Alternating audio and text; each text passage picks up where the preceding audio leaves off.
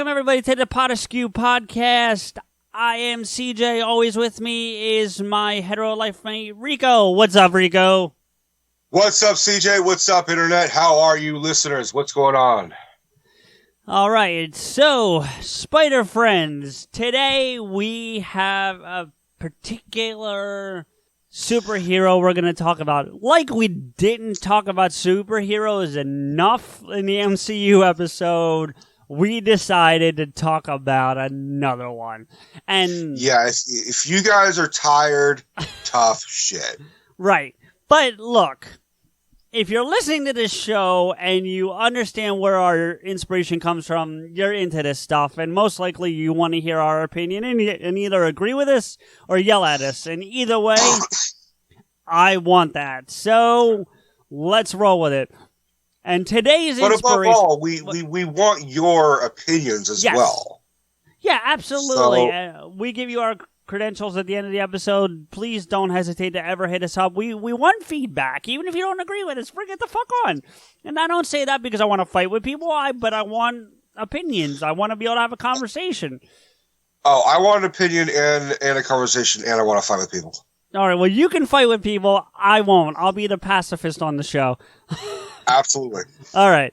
So, based on the way we ended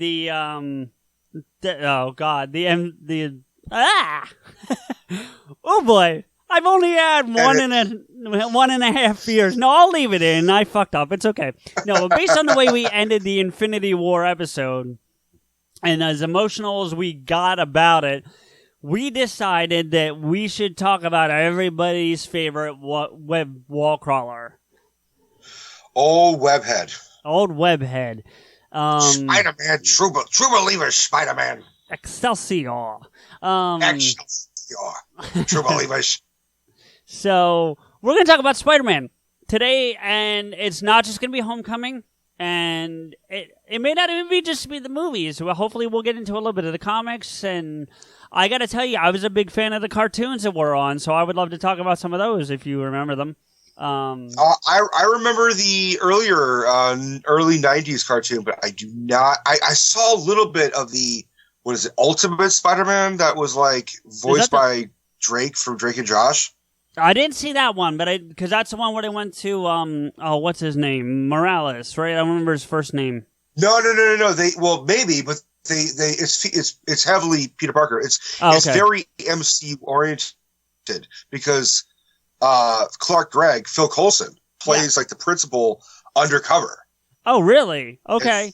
So it's really like, which is so weird because they made the show right before Tom Holland was cast, and that there was like rumors that Drake Bell was going to be Spider-Man based on this. Okay. But we can get into that. I think we should talk about the character on a whole. So let's go through the quick little origin of Peter Parker, specifically Spider-Man, specifically played by Peter Parker. Yeah, absolutely. Because there's been two Spider-Man, correct? There's Peter Parker. Fuck ton of Spider-Man. Well, you're not talking. I mean, and I want to get into it, but I'm not talking about like the 2099 and all those. I'm talking about like from the original. There was Peter Parker, and then like immediately this other character. I believe he's Miles Morales. Yeah. That's it. Thank you. Yeah, but yes, there's the 2099 and all those guys too. Absolutely.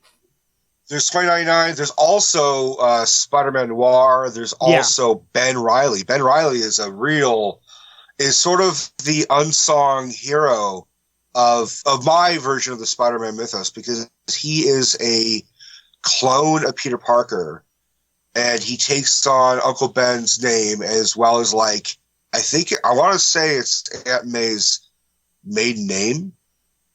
So he's the Spider-Man who's got the blue tattered shirt over the Spider-Man uniform.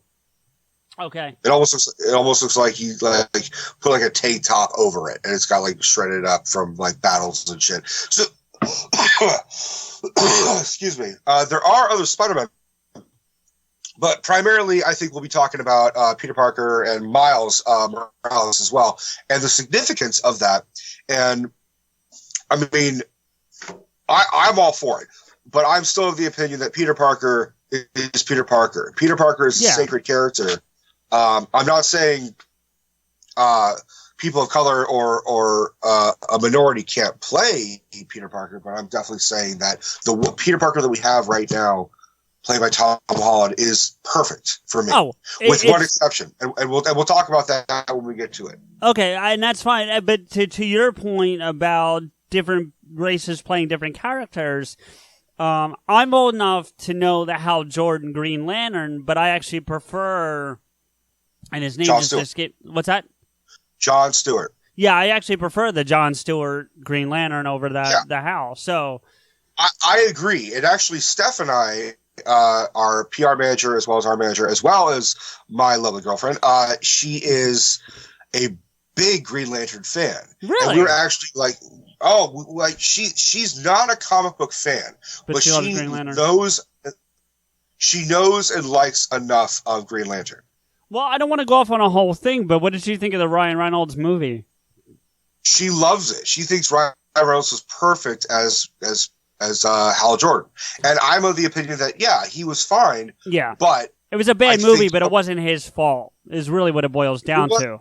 Yeah, I mean, I think he did what he could. Yeah. For the mess that it was. Yeah, absolutely. But I also think it could have been done by someone else, and I am more interested in seeing, like you, the John Stewart mentor figure, having a young Hal Jordan protege. That's what I'd like to see. Well, didn't John Stewart technically come after Hal in the timeline? Yeah, they can tweak that. No, they can. They tweak shit all the time, but I was just curious. Anyway, I don't want to get too far off Spider-Man. We're here to talk about Spider-Man, not Green Lantern, but I was just wanting to point that out there because I actually do like the John Stewart better. And I think just to tie this off, if they were going to do it, there's two actors that jump out at me. Well, actually, three right away that I think could play John Stewart if they ever did the John Stewart movie. And it would be Idris Elba. I fucked this guy's name up all the time. Achue Ekafor. You know who I'm talking about. Chewit Ejiofor? Yes. Yeah. He was the. I'm sure I fucked up his name. Yeah, he's he's a mission commander in The Martian. If you've seen that, he plays the mission commander. But he's in Doctor Strange. Yes, he is. He's Doctor Strange. He's Mordor, right? Isn't that his name? Yeah. Mordo.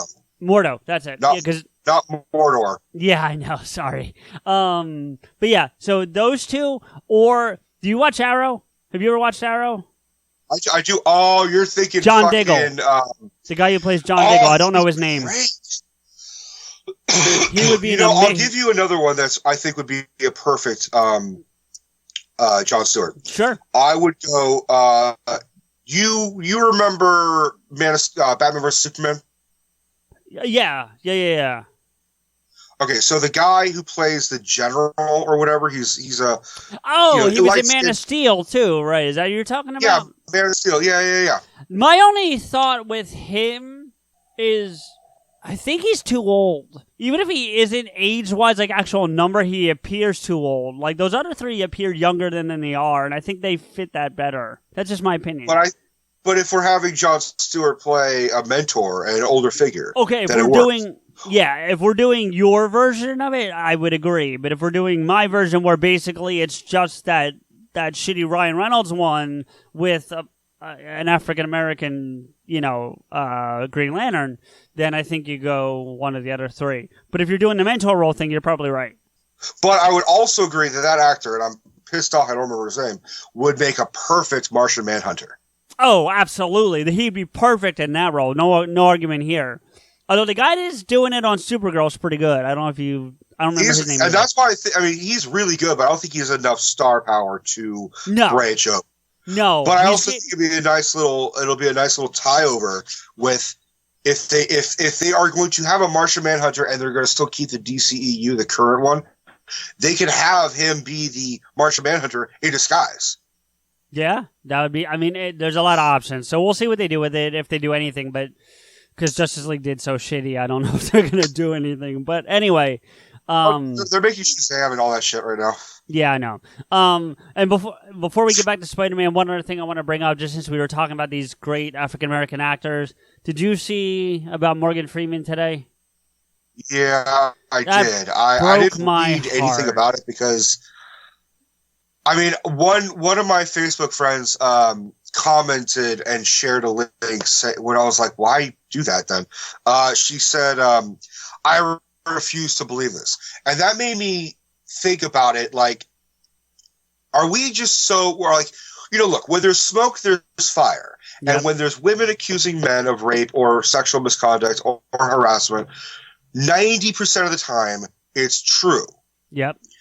Now, are we such big fans of Morgan Freeman that we're willing to say, nope, don't believe it? No. Like, are we willing to throw those women under the bus and be like, no, it's Morgan Freeman. He is a goddamn national treasure. But Bill Cosby was a fucking national treasure. Yep. And no one in their right mind would have ever believed that Bill Cosby or even Kevin Spacey.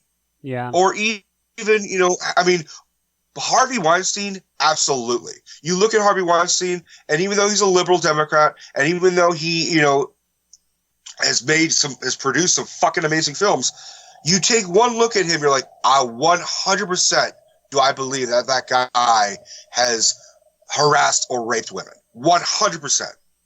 Yeah, it's a damn shame, and you know what? But you're right. And he actually, the one thing compared to everybody else is I have to go back and check the article, but he made a statement today going like, you know what?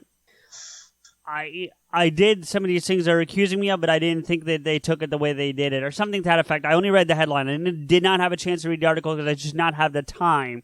So I would like to read the article before I have more of a comment on it. But he's basically coming up and saying, "Yeah, I had a role in what they're saying that I did." So it sucks because I like Morgan Freeman. Is there a limit? No, well, that's another conversation for another day. And yeah. I'm not defending by saying that it hurts me to see that he's been accused of this. It doesn't mean that I think he's okay for doing it or he didn't do it or anything like that. It just sucks. But at the same time, I will throw this flip side out and let's just, unless you really have something to say, let's just call it a day and move on to back to Spider-Man. I think it is a sort of it's a throwback. Well, yeah, but let me... Go ahead.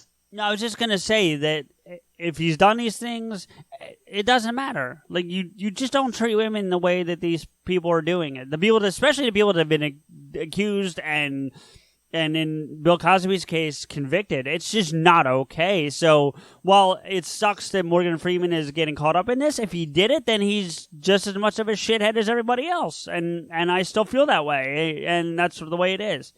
And my what I was going to say was that it is a throwback to what we said in an earlier episode. I think it might have been Star Wars, or it may have been in our pilot that we have yet to release because, we'll just leave that unreleased until we need to. But I said something like, I'm afraid of the celebrity that's going to impact us. Yeah. One like Kevin Smith. If Kevin Smith all of a sudden has a whole lot of Me Too shit, not calling it Me Too shit, but accusations that would just crush us. So I was like, I really hope there's a celebrity that like I admire and respect, and you look upon with like, oh, he would never, and then all of a sudden it comes at you like Morgan Freeman. It'd be the equivalent of like, I also think, if we're still talking about this for a minute, that he's 80 years old or something. Like he's 80 or 90. I don't know. My phone's tied up periscoping, so I can't look it up. Like I think honestly, like especially if he's admitting that he did some of these things, I think it might have just been a different time. Not to excuse him, not to excuse the behavior, but I think he was so wrapped up in, this is just how it is, that he didn't think women were going to be offended by what he did. But I'm also not quoting him. I'm not putting words in his mouth. I just, he's 90 years old.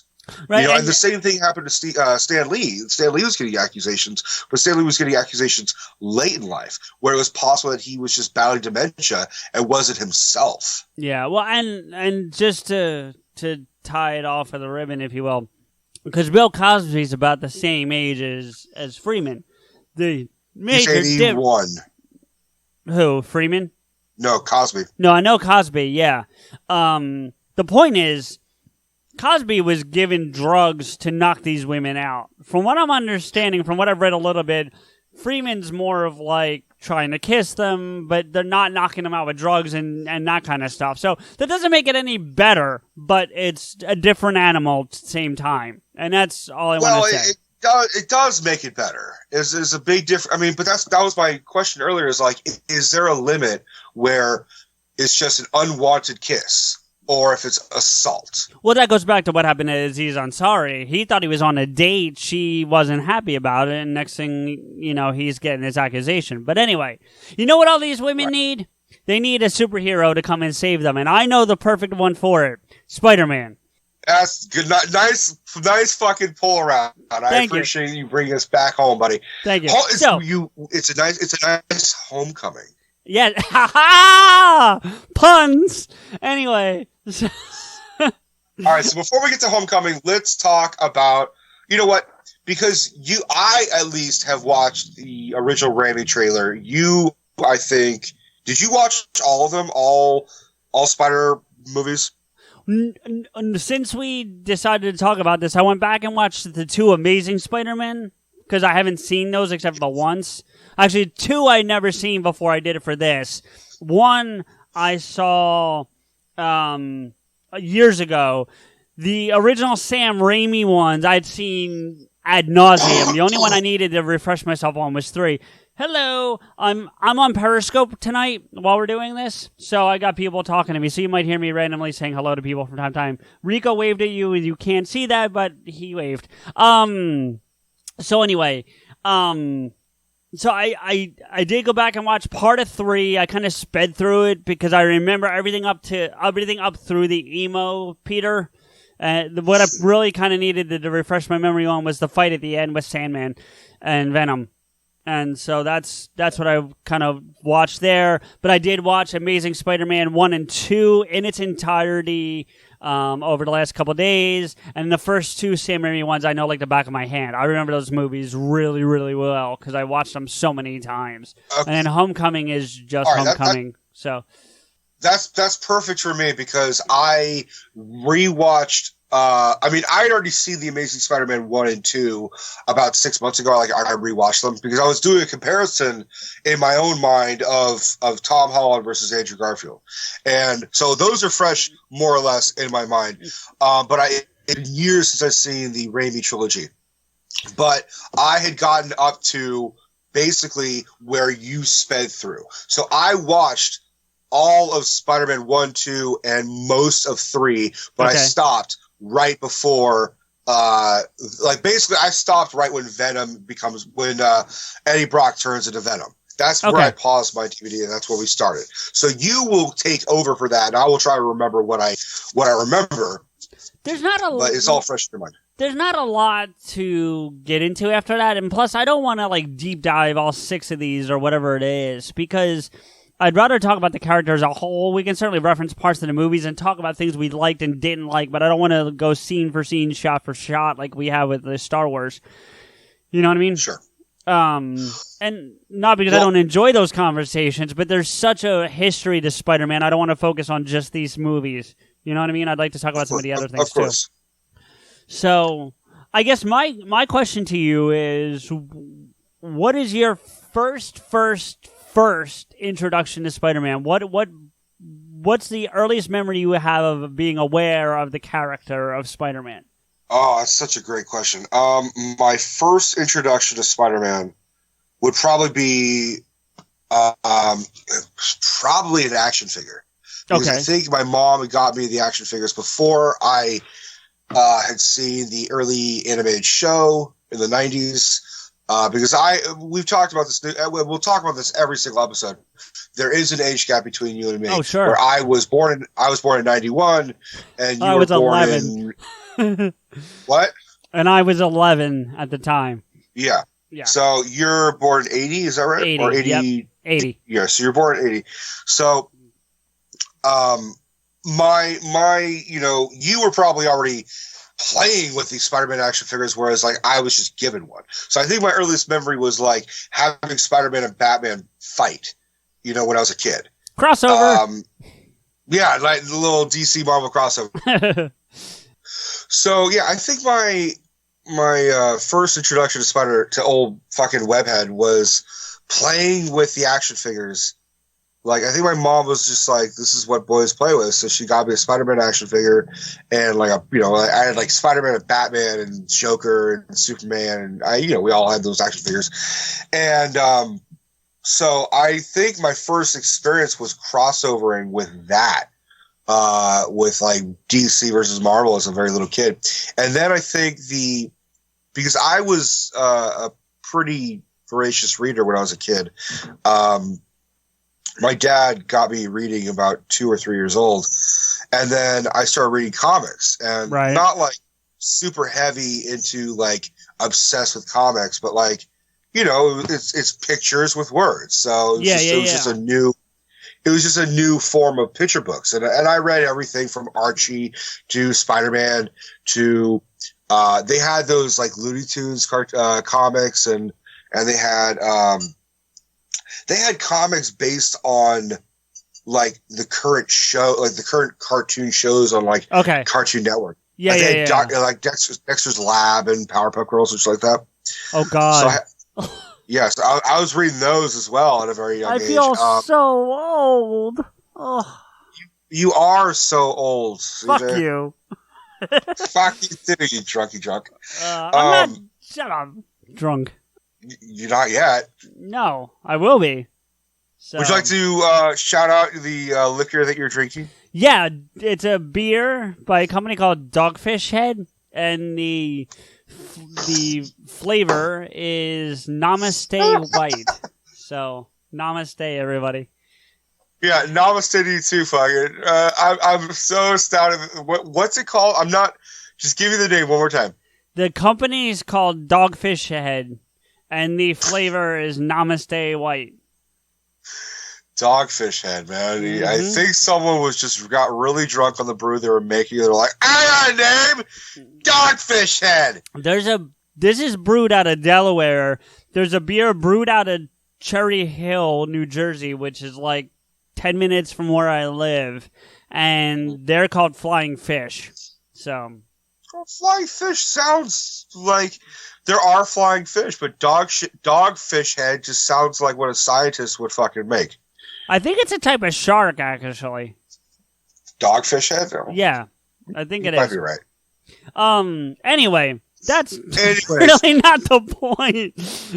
By the way, not to get way off, I was at the liquor store the other day, and because I know you like the honey whiskeys, because I've been saying, I think I've said on previous episodes, I'm going to get you onto the good shit instead of this Jack Daniels bullshit that you drink. Jesus. And the brand of whiskey I want you to drink is now making a honey. They have other flavors that I was going to introduce you to, and I'm still going to introduce you to, but they do make a honey now. So if you don't like the other flavors, you might like the honey. And it's better whiskey. Look, if you want to fucking give me shit for liking the Jack Daniels honey, you've got to give our manager some shit, because she's the one who turned me on to it. I have. Trust me. We've had that conversation. You're not going to win that argument. Trust me. No, I don't know that well, anyway, that's another story. So, Spider-Man, my first exposure to Spider-Man is a show that you probably I know you don't remember because you're too fucking young. And I'm going to ask you to look it up for me because I don't remember the name, but I'll describe it, and I think I know what it's called, so maybe you can do some research because my phone's tied up doing this Periscope thing because I want to keep that going.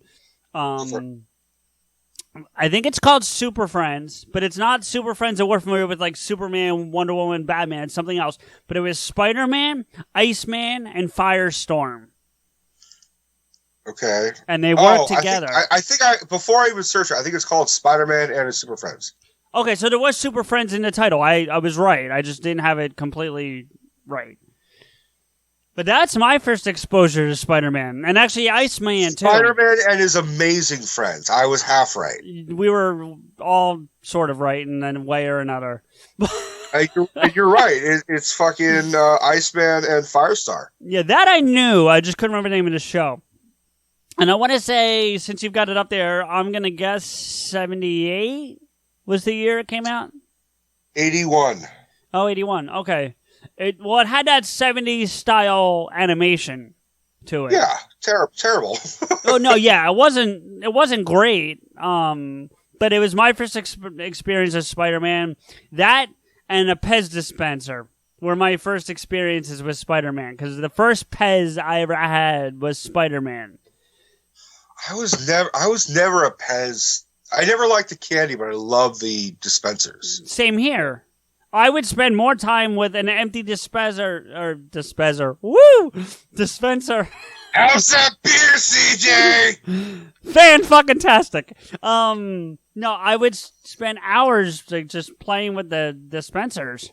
You know, I'd actually make them talk. That was when their head would pop out. Yeah, we all did that. Like, oh, hello, sure. Spider-Man, I'm going to get you. Fuck you, Green Goblin, I'm going to get you too. Yeah, exactly. So, but that was my first experience with Spider-Man.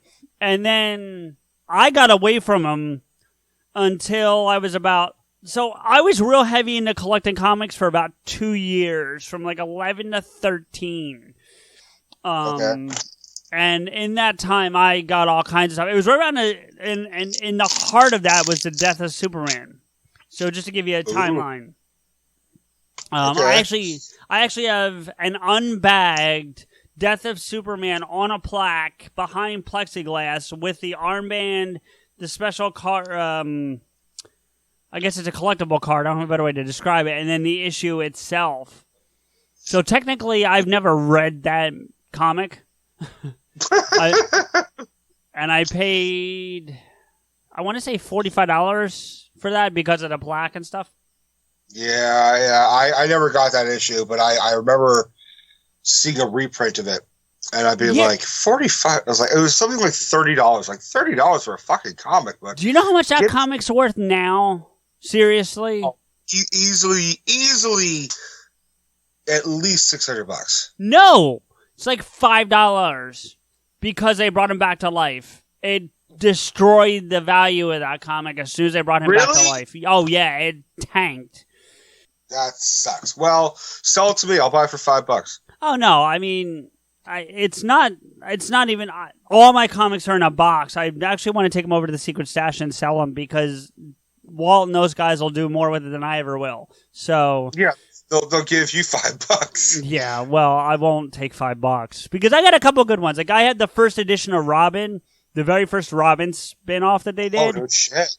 Signed by everybody involved. The artist, the editor, the writer, everybody. It's signed by like 6 people. I have that one.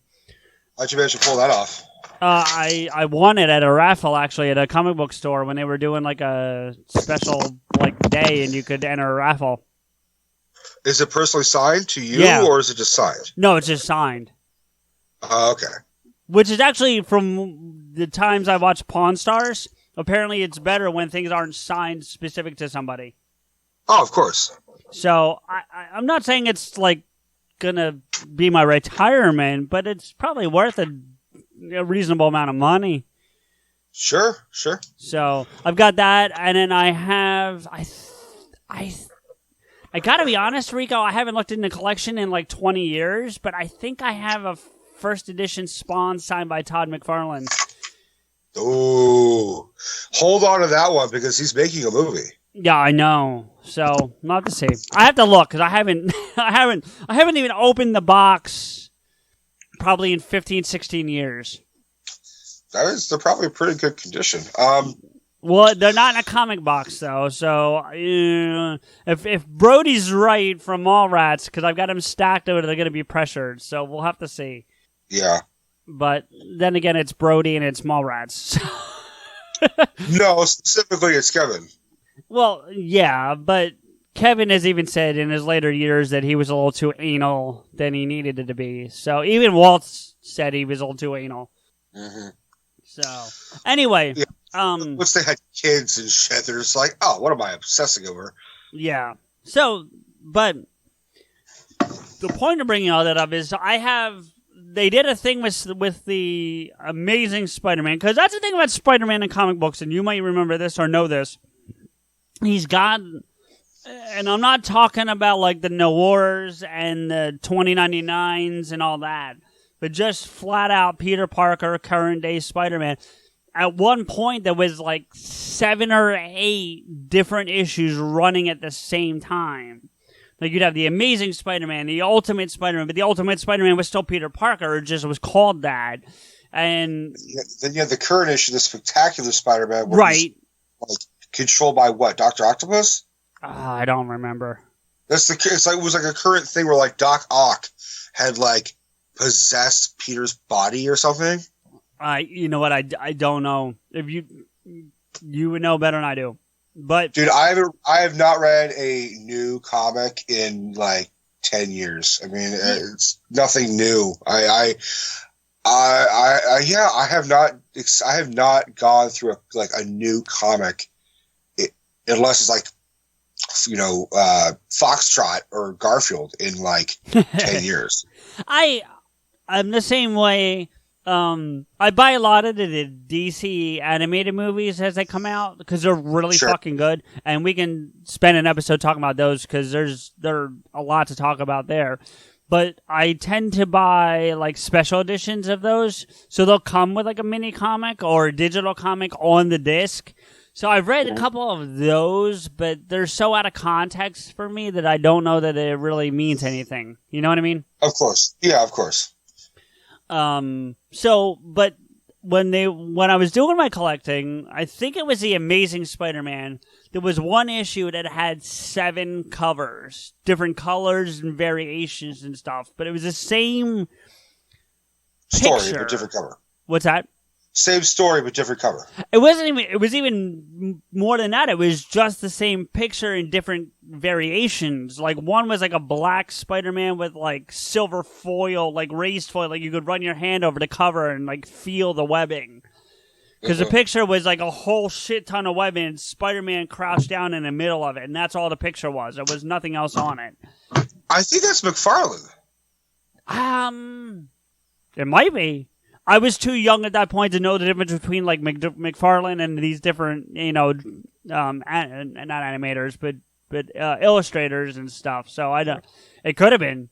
It very well could be. That sounds more like his type of logo because he did a lot of the webbing. Like he was really like a lot of his cover shit is a lot of web around Spidey. Do you know who I would love to see him take on just for one issue or one cartoon? I wouldn't want to see a live action. I'd want it in cartoon or comic form. But I would love to see him take on Doctor Strange. Oh, he'd make a killing at that. Right? Because, not to say he's ripping anything off, but Spawn is an undead version of Doctor Strange to a degree. Of course. So... But Spawn is amazing. That movie, I never saw the movie, but I hear it's shit. I'm not looking forward to the new one because of what you told me a couple episodes back about who they're thinking about casting as Spawn. But the animated series that was on HBO like 15 years ago, ridiculous. Yeah, I remember. I saw an episode or two of that, but I didn't mind the movie because I think the movie was. Because I was a kid, so it was like a comic book movie that was really like R-rated and dark. Mm-hmm. It makes sense, but so at that time I was really kind of into. I was into comics. I was like, I have a couple X-Men comics where it's like special edition, like trifold covers and all kinds of stuff. So these different Spider-Man characters or covers is something I have, and then it spawned into Because I was right around the time that Marvel did their 2099 series, and I loved Spider-Man 2099. One more time. What's that? Say that one more time. I said I loved Spider-Man 2099. There you go. You didn't get it right the first time. You're like, I love Spider-Man 2099. Dude, I am not the way you're portraying me right now. Yes, mumble you are. shit. No, I'm not. Believe me, You I are. am perfectly fine right now. That's what they all say. Dude, I mumble sober. You've talked to me doing that. It's true. I mumble sober as well. I'm actually more, I mean, I slur when I'm drunk, but I'm definitely louder if possible. Whereas, like, my friend Michael, he said, like, oh, God, every time, like, I get you drunk, you embarrass me. And I'm like, well, it's your dumbass fault for getting me drunk. Exactly. Like, I know, you know, because, like, I love having you drunk because you're entertaining, but you're, like, boisterous and, hey, what's going on? Fuck you. Ha, ha, ha. Oh, my bachelor party is going to be a fucking blast. There's one thing that, and we'll get back to Spider-Man, but there's one thing that I can't wait for you to see, and God knows when it's going to happen, being that we're, 2,900 miles apart from each other. But, so you know about my disability. We've talked about that. That's not a secret. Part of it is I walk with a limp. It's noticeable enough, but it's not, ridiculous. Anyway, right. It is to me, but I tend to look at it through shitty glasses. So, but when I drink, you know that, and I know you're not a heavy drinker either, but you know that line right before you're just fucked up drunk? There's that line of, you're not sober, but you're not, like, just done for? Yeah, very well. In that line, I walk straighter than I do when I'm sober. So maybe the problem is that you have been looking through shitty glasses and you just need to perpetually look through beer goggles. Yeah, but that means I need to be, like, drunk all the time. I mean, people do that. Yeah, that's not a good thing. Just say it's medicine. Oh my God, he's hurt. He's destroying himself. He's an alcoholic. Nah, bitch, it's medicine. All right, Bill. Walk. Anyway, but the 2099 Spider-Man came out, and that futuristic world, I love that whole concept. But I want to hear about this noir Spider-Man you mentioned, because to be honest with you, before you get into it, there's a game out for the PS3, so you could actually play this if you haven't already. I've played it. Web of Shadows? Shattered Dimensions. Oh, Shattered Dimensions, that's the one. Yeah. And there's the Noir, there's the 2099, there's Current Day, and I can't remember the fourth one. Do you remember the fourth one? Because there's 4 of them. It might be Ben Reilly, actually. No, I don't. It's all Peter. All right, I'll look it up. All right. By the way, while you're looking up, I do know one piece of interesting trivia for that. For the current day regular Spider-Man in that game, do you know who the voice of Spider-Man? Because it's 4 different people voicing Spider-Man throughout that game. Do you know, for the different errors or whatever, but do you know who's doing the current day regular Amazing Spider-Man? No. Neil Patrick Harris. Really? Yep. He also did a short run on a cartoon show where he was Spider-Man. Ian Ziering from 90210 was Harry Osborn, and I don't remember who MJ was. I'd have to look that up, but I want to say it's like Hilary Duff. Like, it's someone like that. Okay. Yeah, I forget what the show was called. It ran on Nickelodeon for like a season and a half, maybe 2 years. I'm trying to remember. I don't remember it too well. Okay, No, I'm sorry. It ran on MTV before they went to like all reality shows and Pregnant in 16 and all that bullshit. Oh, okay. All right, so I'm bringing up Wikipedia. What it says about Spider-Man Noir is while Peter Parker still becomes the titular Spider-Man in the comic book starring his name, the initial focus of the story is upon Daily Bugle reporter Ben Urich, who was the reporter in the first season of Daredevil. Yes, he was, and we definitely got to do an MCTVU or whatever it's called because, dude, those shows, those in the Berlanti universe are... Yeah. Oh. Anyway, go ahead. an experienced and respected reporter who has a network of informants under the alias of the Spider. Okay. The Goblin is a crime lord named Osborne, whose henchmen consist of the enforcers, consisting of Ox, Fancy Dan, the fuck is Fancy Dan? Montana, Craven, the Chameleon, a master of disguise, and the Vulture, a sideshow freak who had developed a taste for human flesh. Urich does not use information, but he has to expose the Goblin, but rather to blackmail him in order to get enough money to feed his secret drug habit. Ooh, shit. So I'm going to go to where he gets his powers. So, a particular antique, a spider statue, breaks open and releases a horde of spiders. One of the spiders bites Peter, causing him to pass out and dream of a spider god. When he awakens, he is upside down in a black web. After waking up, Peter discovered he possessed arachnid superpowers.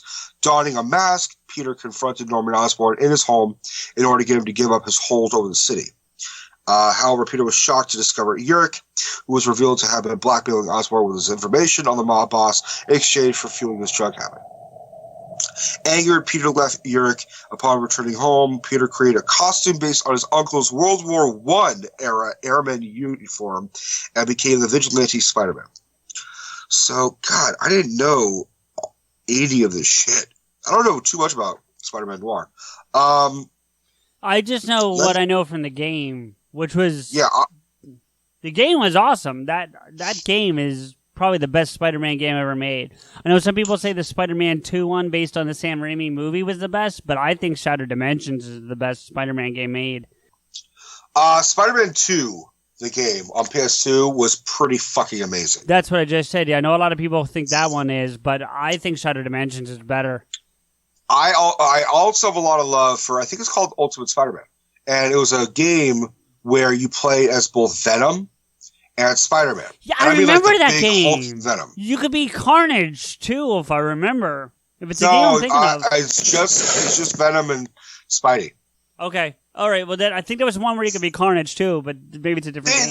They may have had different skins that you, but like it wasn't like, oh, you're playing as this guy in this level and this guy in this level. It was flipped back and forth, and as Venom, I mean the style of it was very 3D comic booky.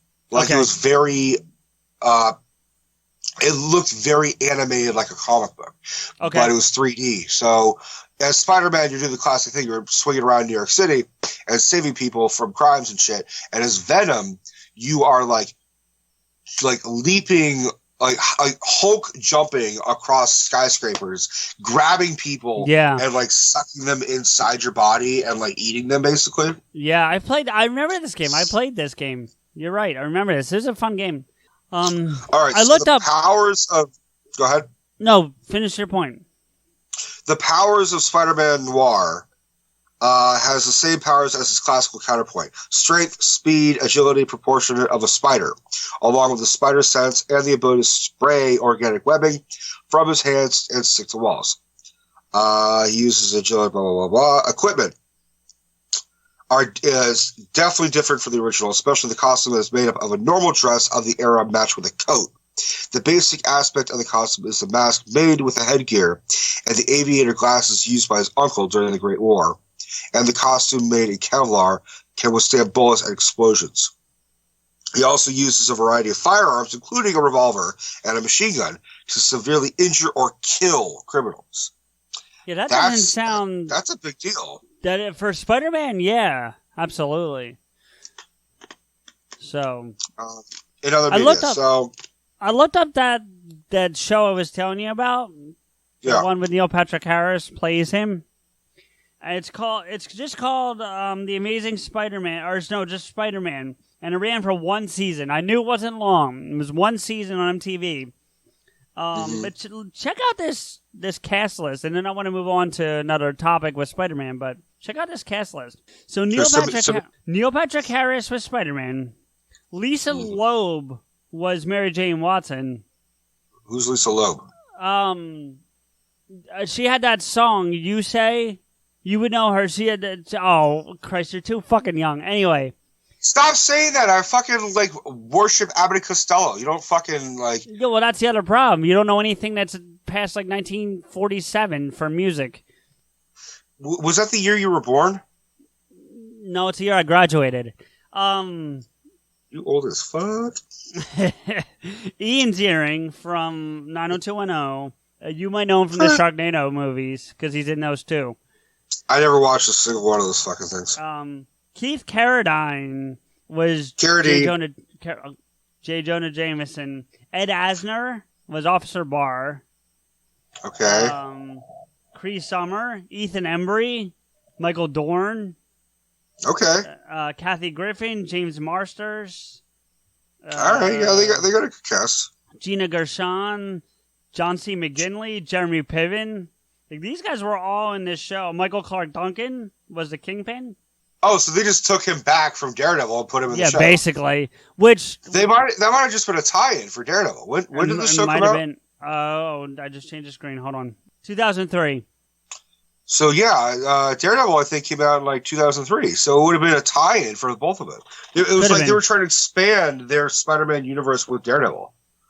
Yeah, I mean that's certainly possible because he's part of Spider-Man's Rogues Gallery as well. Yeah. Yeah, Daredevil was 2003, the one you're talking about, the Ben Affleck one. I'm looking up more about Spider-Man Noir. So the video games he's in is Shattered Dimensions. Oh, I love that game so much. And he's also in Edge of Time.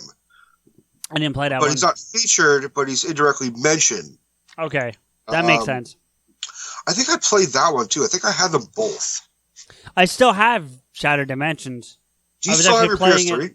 Oh, yeah. Shit. I have a 3, I have a 4, I have a Super Nintendo, I have a Mario 64, or not Mario 64, but a Nintendo 64. Super Nintendo, fuck. Yep. Wii, Switch, and a Atari 2600 emulator. So. Wow, God. Yep. Super Nintendo, you're bringing me way the fuck back. Oh, dude, I was playing Uniracers 3 weeks ago. There was a couple. I mean, we're branching out, but who gives a shit? There was a couple Super Nintendo games I fucking loved. One of them was impossibly difficult for me. Was The Lost Vikings? Oh my god, that game was so fucking terrible. The only good thing about The Lost Vikings was there's a game called Rock and Roll Racing. Did you ever play RC Pro Am for the original Nintendo? I know you're young, so you may not have. I didn't have Nintendo. I had a relative who had Nintendo and I played, but we just mostly played Mario and Duck Hunt.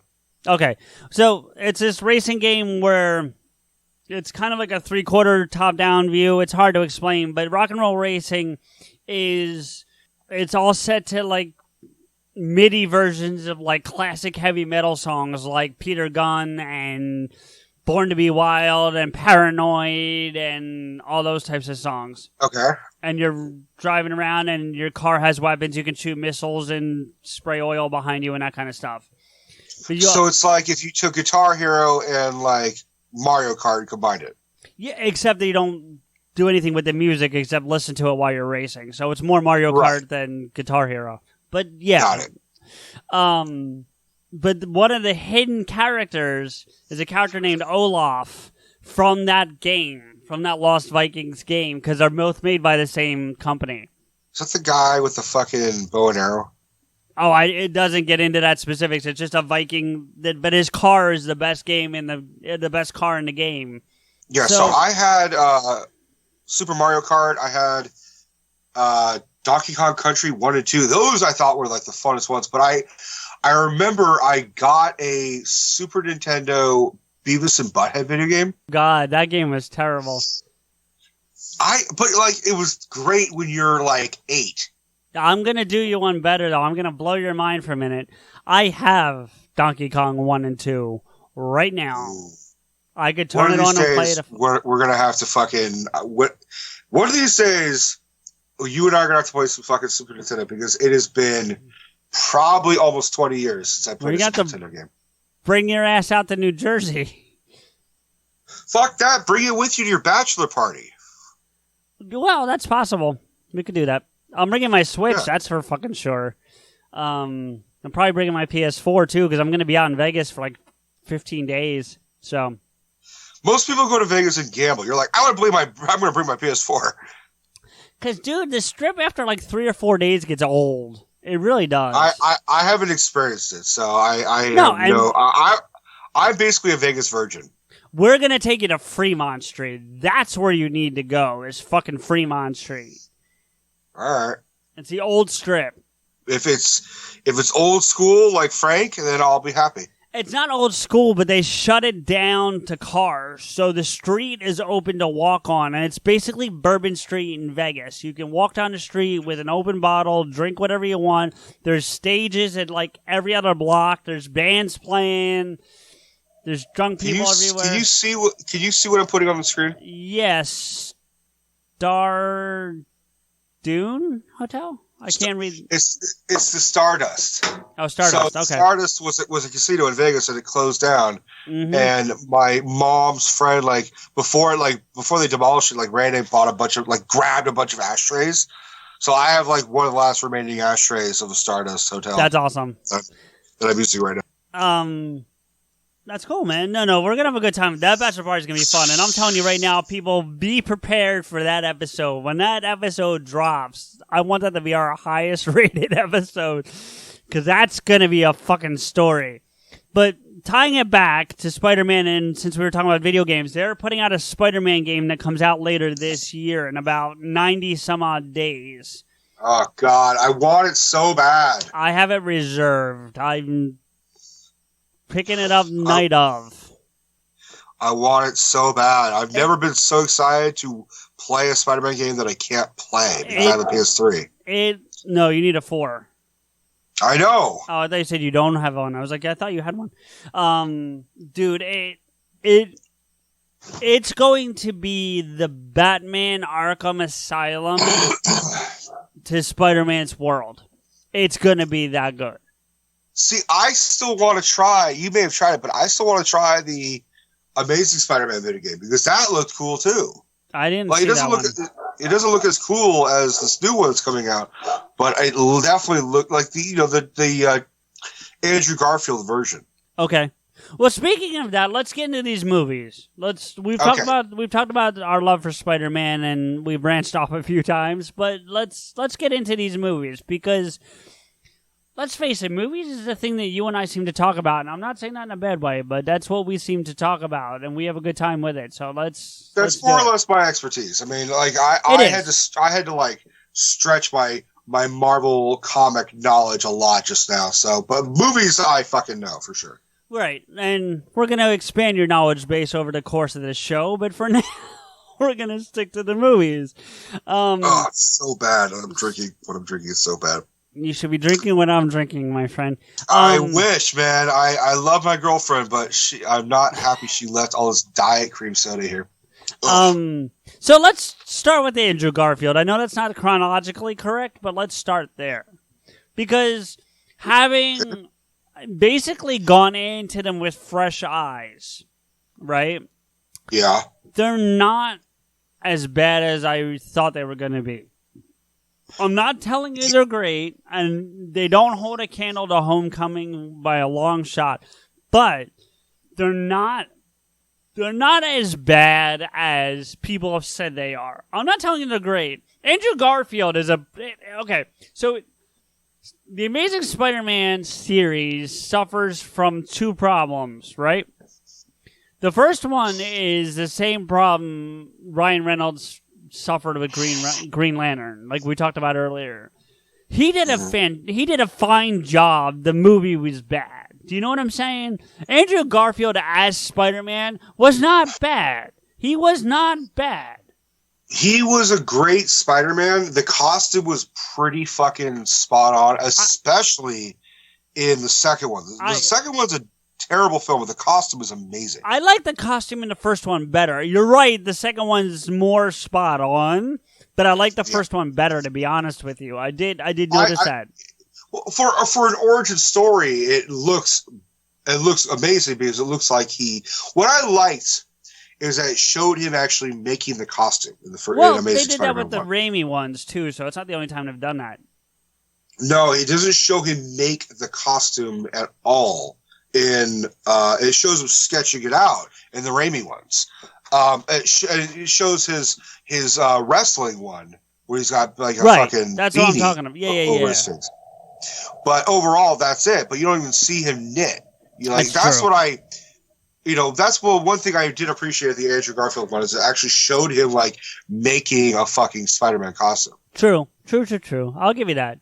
And also, the other thing I liked about the Andrew Garfield one, and the same thing they did with Homecoming, not to jump around too much, but because my biggest problem with the Sam Raimi ones, my biggest problem with it was the web shooters.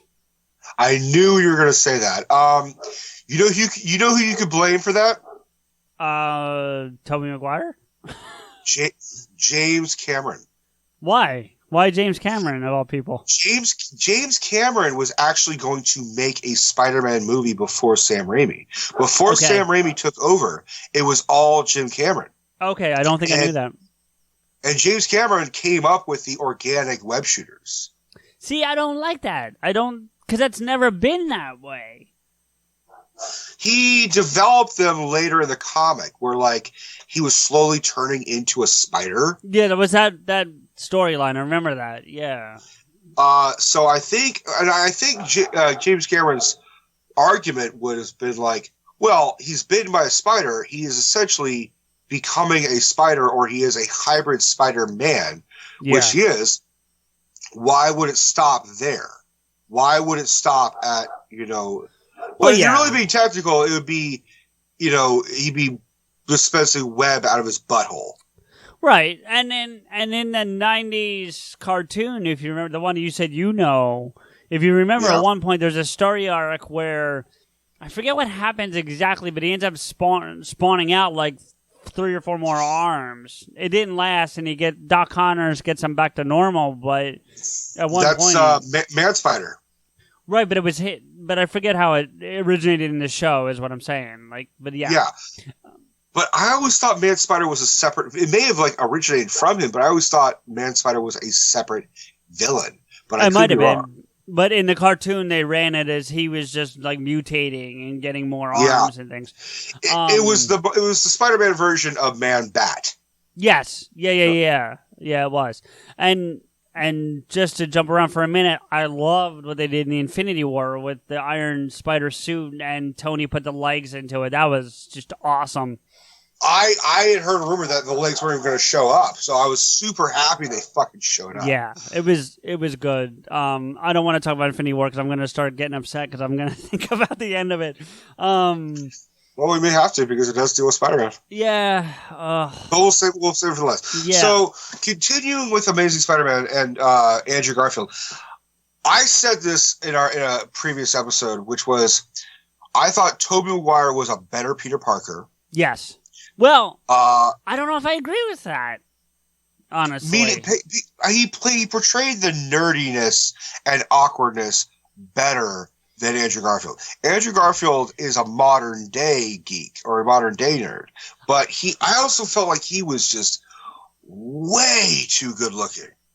Well, way too pretty. That I can give you, and I'll give you the nerdiness was better with Toby, but the awkwardness was equal.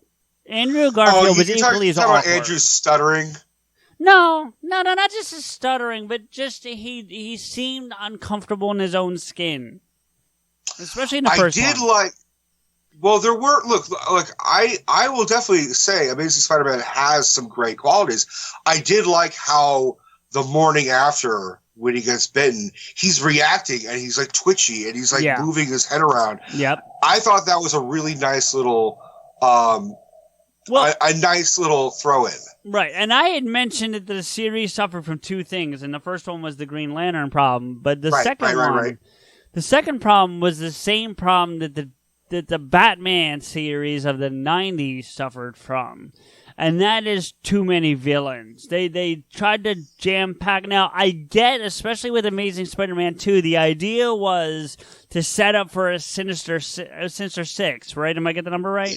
Okay. Sinister Six, yeah. Okay, I'm just making sure. The Sinister Six movie, because they were going to do that where it was about the villains and Spider-Man was going to be basically the antagonist, for lack of a better word, and it never came to fruition. It would be the Marvel Suicide Squad, essentially. Right, basically. That's a good way to put it.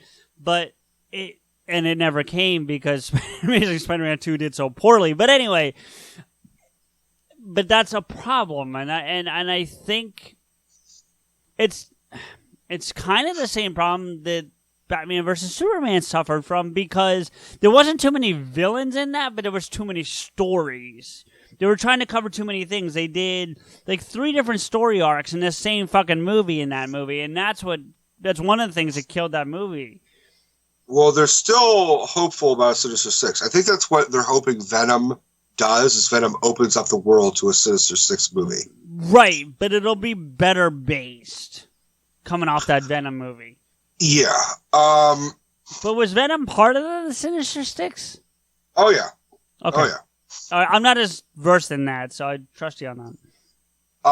In the sense that he was, because Carnage is in the Sinister Six, so without Venom, you can't have Carnage, right? Which makes me be like, well, without Spider-Man, you can't fucking have Venom. So I don't know how the fuck they're gonna do this Venom movie.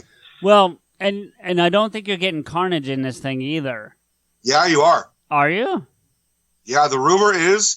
Are you ready for this? Yeah. Woody fucking Harrelson. Oh, you did tell me this. Yeah. I still think he's too old for the role, though, personally. Oh, he's way too old, but he's a great actor. But oh, yeah. I mean, if the suit makes him younger, I mean, honestly, if this was Woody Harrelson in Natural Born Killers era, I'd be like, that is perfect casting. Yeah. And honestly, favorite Woody Harrelson movie has got to be Zombieland. Oh, yeah. Well, I mean, I love White Men Can't Jump, but it's not his best role. Dude, he fucking killed it in the recent Apes movie. I didn't see that. I heard that, but I didn't see it. Oh, he's so good in it. And he's one of those villains that you kind of, like, sympathize with. Well, it goes back to Thanos. Yeah, but not as much as Thanos, but definitely, like, there's some parts you're just like, oh, shit. Okay. Yeah. The other rumors were for Carnage were Jim Carrey. Jim Carrey was like a fan favorite. I would have liked that Jim Carrey, but see, like you were talking about Woody Harrelson circa Natural Born Killers, I would need Jim Carrey circa probably The Mask for that to work. But he wouldn't. If he was circa The Mask, he wouldn't have been able to be as deep and as dark as he was in, like. I mean, I'm not even a huge fan of the movie, but of that one where he's a fucking the number 23. Oh yeah, that was a good movie. I like that movie. Yeah, Steph loves that movie. I enjoyed it, but she really thoroughly loves that movie. I liked it better than Eternal Sunshine, honestly. I can't finish it. I have a hard time getting through that fucking movie. 23 or Eternal Sunshine? Eternal Sunshine. Yeah, it's a weird fucking movie. But it's not that it's a weird movie. It's just kind of boring. It's very slow for me. It's all over the place. That's the problem. And you get Tobey Maguire in that movie. No, I take that back. You get fucking Frodo. Elijah Wood. Yeah, thank you. Elijah Wood would be actually a good Carnage. But you get Kirsten Dunst, so there it ties back to Spider-Man. You're reaching, but okay. No, you do. She's in the movie. All right. Well, we can talk about Kirsten Dunst as well.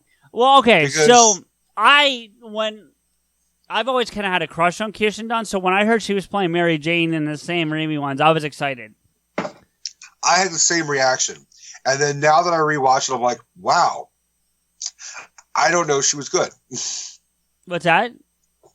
I was like you. I had a crush on Kirsten Dunst. So when I first saw because I had a crush on her because I saw Interview with the Vampire at a really young age. Yeah, but she's like 10 in that movie. Yeah, but I was like 7 when I saw it. All right, that's fair. I was like 14, so it would have been dirty for me. Yeah, so I sort of even though she was way older than me, I was definitely. Hey, we're the same age. She's not way older than you. She's 10 years older than. But the point I'm making is that like she was like my experience with Kirsten Dunst was Interview with the Vampire, and then all of a sudden Spider-Man. So she jumps ahead like 10 years. Yeah, no, I get it. Even though I was still roughly around the same age. Yeah, no, I get it. But look, as a whole, the Raimi movies are the best series of movies because we only got Homecoming from the current incarnation of Spider-Man. Well, and it's Civil War. But that's a cameo at best. That's not a movie. No, it's a big cameo, but and Infinity War. I mean, he has a lot more screen time in Infinity War than he does in I'll give you Infinity War before I give you Civil War. Think of it, Civil War is his origin story. But they didn't branch out a whole movie. It's just his origin story. Right. But what I liked about that origin story, it's not the typical Uncle Ben gets shot and with great power comes with great responsibility and all that stuff that we've seen 1,000 times. It's the same problem with Batman. How many times are we going to see his parents get killed and him crying in Crime Alley? Like, I mean, I get it, but... You see it. No. Yeah, no, we don't need to see it every fucking time, and we do, and I don't know. I guess the idea it goes back to we were talking about Stan Lee earlier, and it goes back to Stan. Stan has a theory that says treat every comic reader or viewer as whatever they're looking at as their first one, and that's why he's okay with that constant repetitiveness of origin stories, but.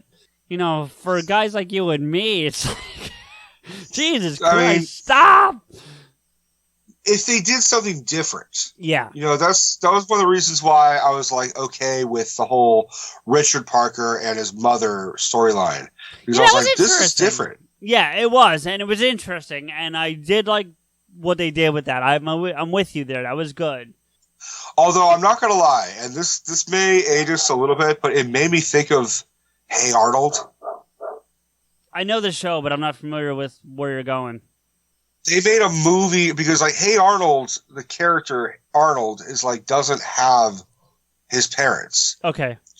So he's raised by his grandparents, and then like you find out like in a movie that like his parents were like adventurers and like disappeared in the jungle or some shit. I never watched it, but that was the impression. It's Tomb Raider with a guy. Yeah, exactly. So that was my first thought was like, this is fucking Hey Arnold. But I liked that he adopted his dad's classes. And I do agree that Amazing Spider-Man 2 had too many villains. But you know what also had too many fucking villains? Spider-Man 3. Oh, absolutely. Yeah, I don't disagree honestly, with that. Even though Thomas Hayden Church killed it as Sam. Yeah. You could take his whole storyline out. Yep. And just have the villains be Venom and Green Goblin Jr. Or no, because, he should be Hobgoblin, technically, I think. No, he's called New Goblin. Well, that might be what they called him for the movie, but from the comic book lore, I think he's Hobgoblin. But Hobgoblin wasn't played by Norman. Harry Osborn. I think he is. Are you? You may be right. I forgot. Think he is.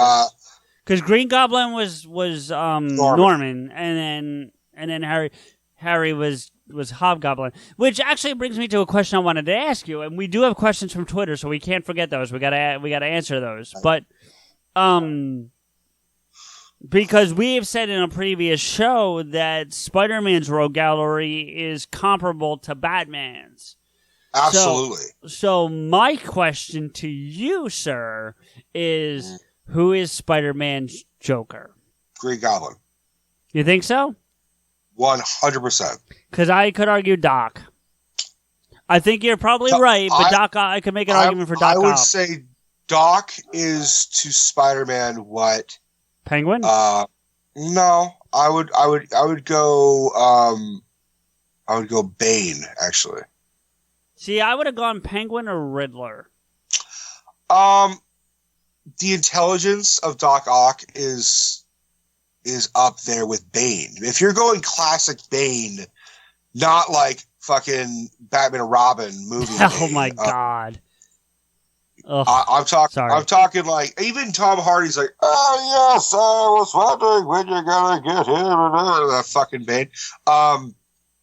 What did you? Well, never mind. We'll talk about another show. We will talk all about the Nolan verse at some point. But yeah, we do need to do that. But go ahead. But I mean, the other alternative is I would say Doc Ock compared to like Two-Face. I mean, he's a second lieutenant. He's not the general of the Rogue. Okay, that's fair. I can agree with that. But now, I'm not talking about Alfred Molina Doc Ock. I'm talking just Doc Ock, the character. Is he split like Two-Face? Because he's like that in the movie, but... No, but I'm saying that that's why I compared him to Bane, because he is super intelligent, and he's one of the very few villains that actually can, like, fuck up Spider-Man, because, Spidey's got to go up against not just a human punch you in the face, but like arms. 4 fucking robotic arms. So it's like, it's hard for him to fight up against them. Not to mention Doc Ock, like we were talking about earlier, took over Spidey's body. So that's a storyline I'm not familiar with, but I trust you. So he's definitely a challenge for Spidey. I mean, I would also say Venom would probably be Venom. I would actually, if we're going comparable to Batman mythos. Oh shit! I didn't even think about that. Yeah, you're right. It might be Venom.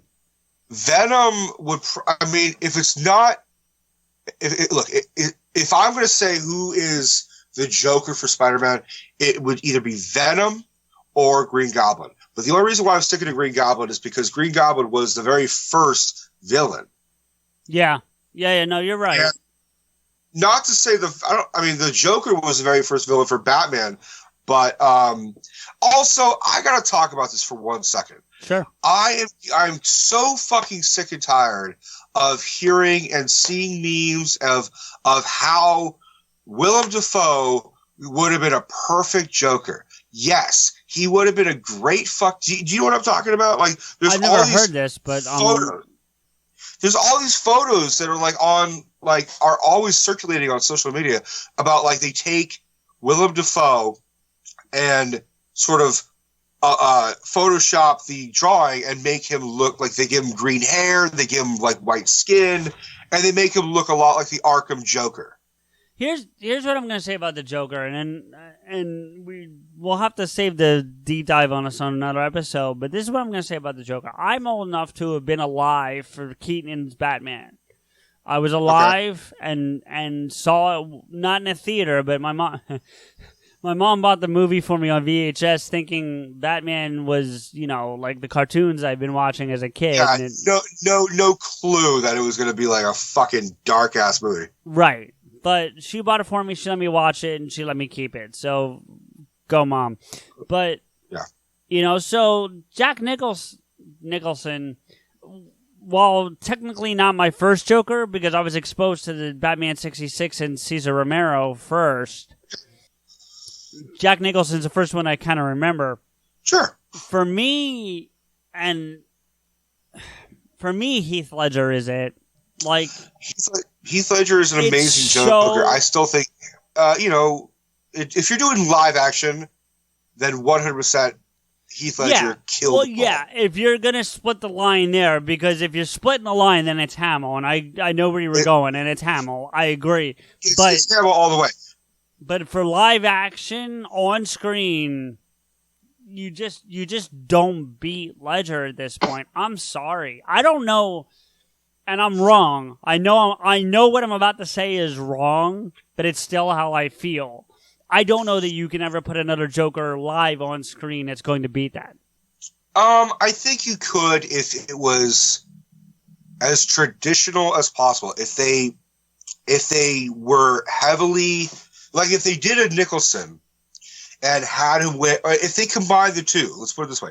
If they combine the two and have the the purple trench coat with like the green tie that Ledger had, and then you had like the sort of spats and sort of traditional gangster look of the Joker, as well as the rictus grin, because that was one thing that I like that Ledger did and Christopher Nolan did, which was they gave him the Glasgow smile, which was another version of a smile. Yeah. A modern day darker representation. But honestly, Nicholson's like rictus grin and the fact that he can't close it, it's always there.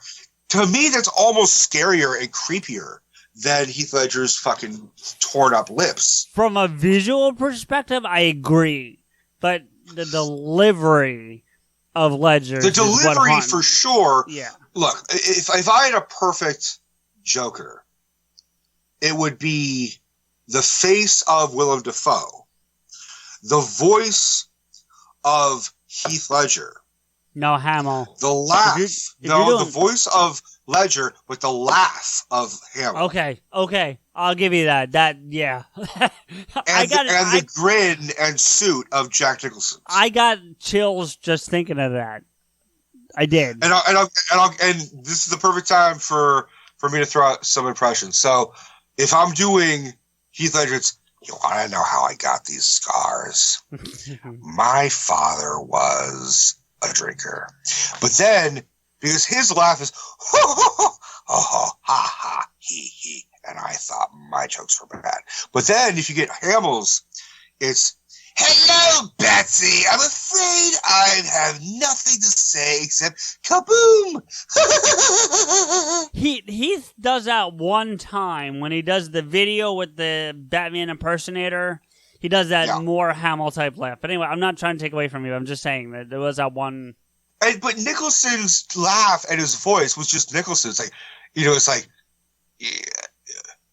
Do you ever dance with the devil in the pale moonlight? It's like, it's very cartoony, like an uncle that here, pull my finger.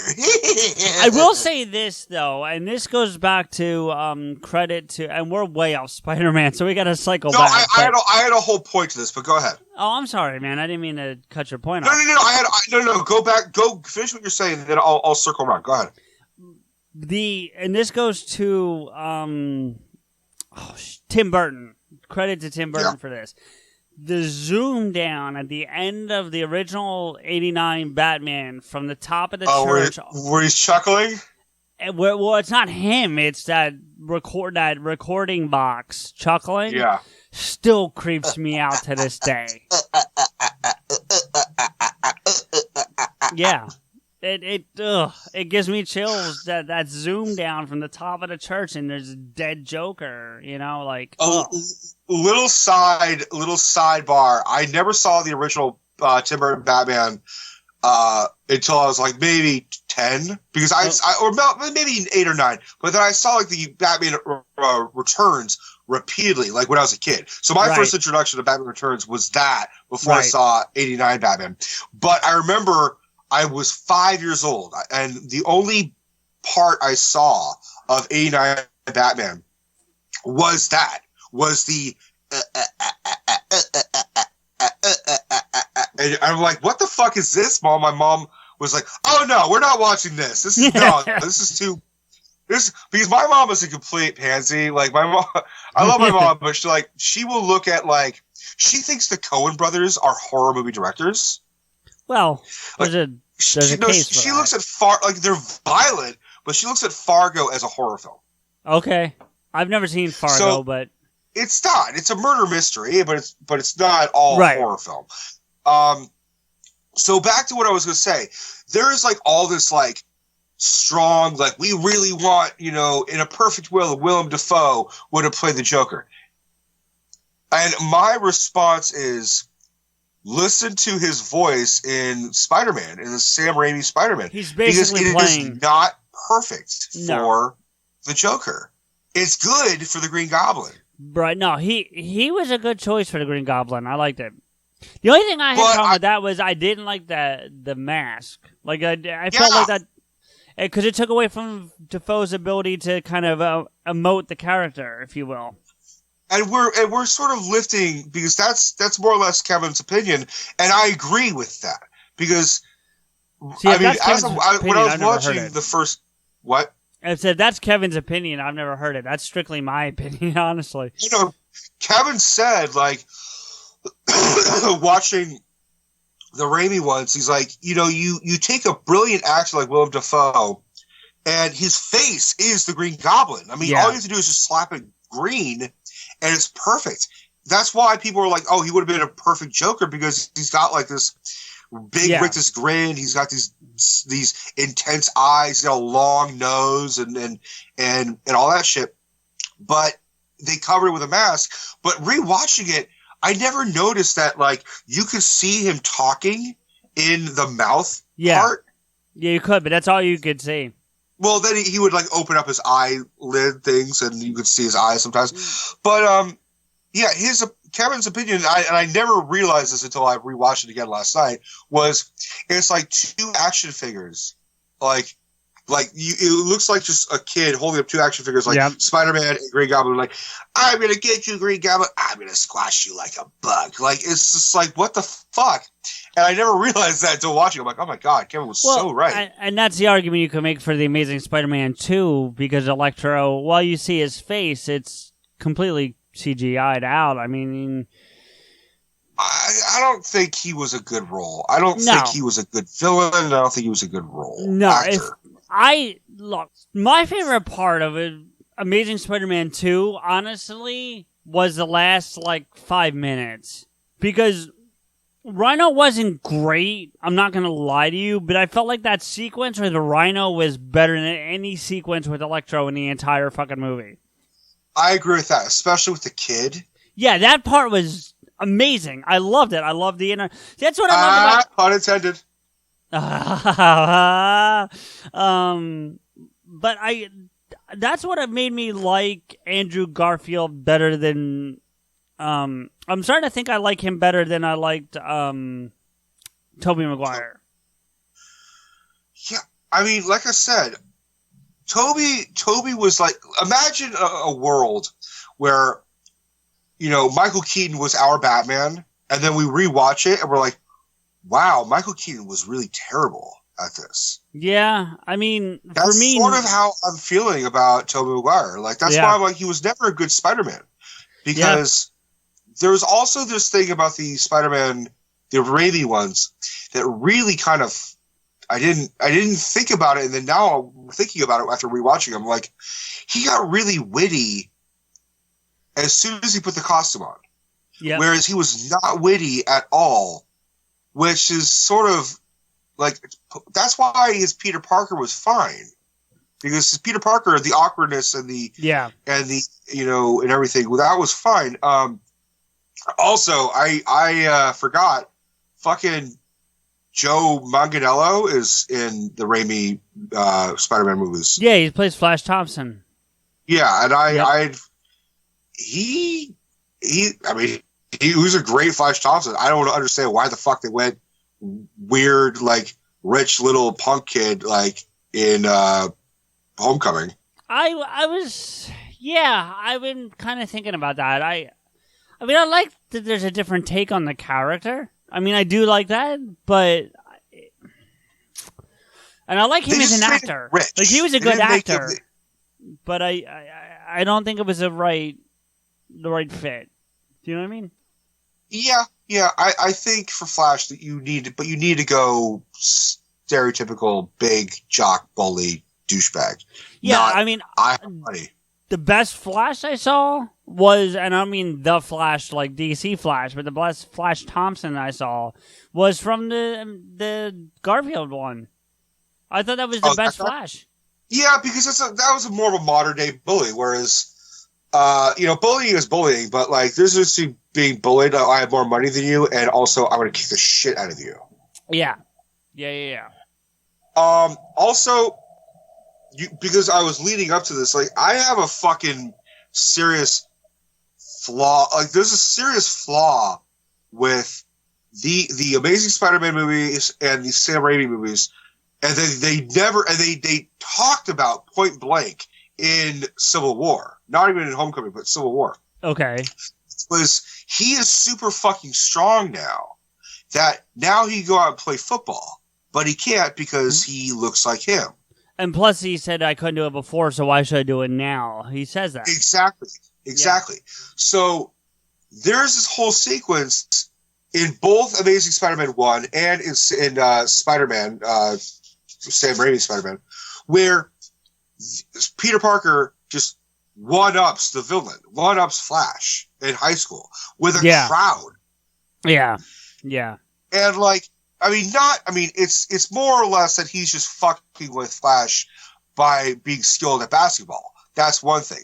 But in the Raimi one, he is triple flipping in the air.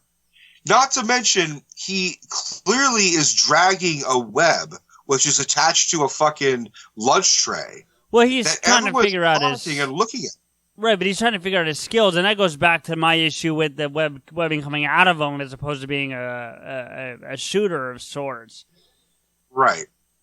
And I feel like the shooters are important to show how intelligent Peter Parker is. Agreed. And that's my only criticism of Tom Holland's Spider-Man is that it looks like I love Tom Holland's Spider-Man, and I think Marvel is, Tom Holland's Spider-Man and what DC and Marvel are doing is the best of what both Tobey Maguire brought and Andrew Garfield brought. Plus, he's adding his own spin to it, and plus, it looks homage to the original Spider-Man in the 60s. Yeah, I agree with all of that. Yeah.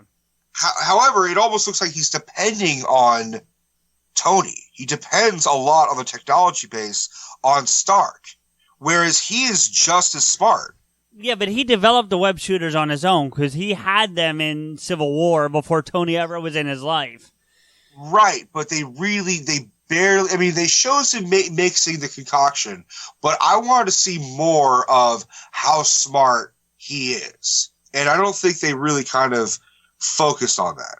They really focused on the fact that he's a kid, and I appreciate that, because for once, Peter Parker looks like he's fucking 15 and not 37. Even though Tom Holland's 20, but yeah, 37. But yeah, no, I think look, Marvel knocked out of the park. They killed it. As far as I'm concerned, they knocked it out of the park in a fucking cameo in Civil War. That's how good he is. No, not just but I'm saying even with Homecoming, the movie itself, I agree with you, but I'm saying even with the movie itself, they knocked out of the park. Look, the Flash Thompson thing, while it's not the Flash that we're used to, it's still a bully. It's like you said, it's a modern day bully. It's a 21st century bully, and you know what? He didn't.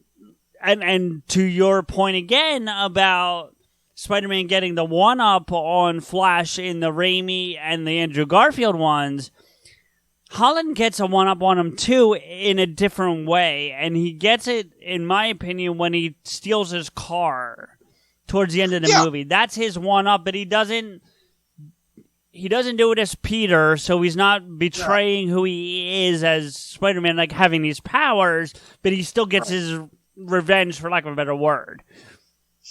I'm fine with that, but yeah, my problem is how in the fuck is not a single high school student, especially Mary Jane, especially Harry Osborn, in the Sam Raimi one, being like, oh, do you remember when Peter Parker punched the fuck out of the biggest, baddest bully with one single punch?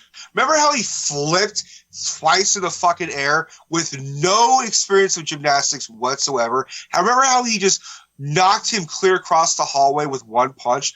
How come we never bring that up again? And, at the same time, all of a sudden there's a superhero vigilante coming around? Come on. Well, there's bigger problems with the Raimi one. His mask either gets destroyed or he takes it off more than any other Spider-Man I've ever seen in my life. There's more people walking around in the same in the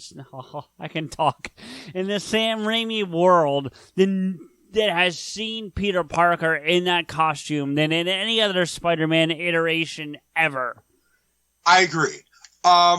I think it was important. I mean, they showed that a lot in the first one with his fight against Green Goblin, where literally he's just got like strands of a mask left over. Well, wait a minute, not to cut you off, but then I know you stopped the movie so we could do this recording, but 90% of the fight at the end of Spider-Man 3, he's not even wearing a mask.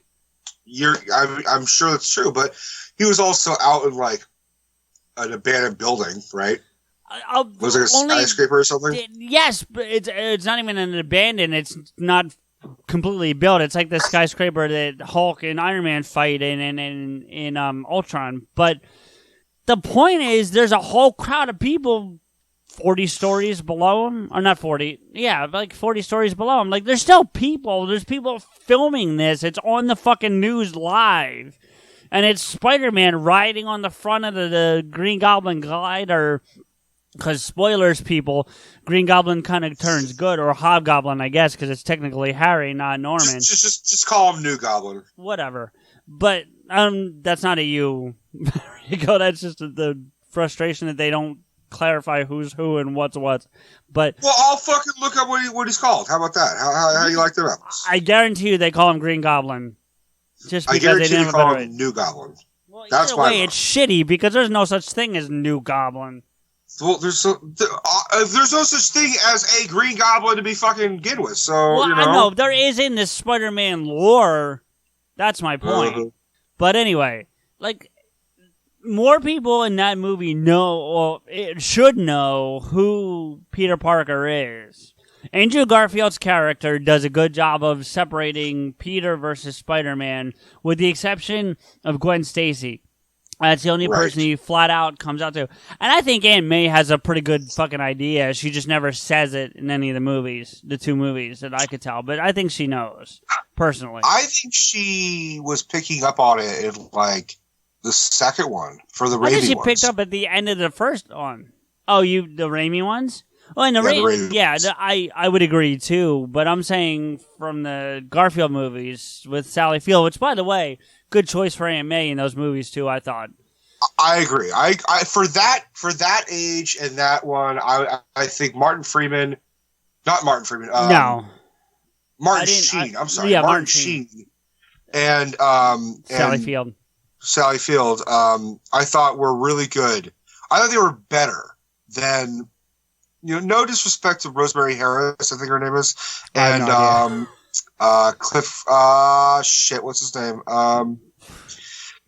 I got you. Keep talking.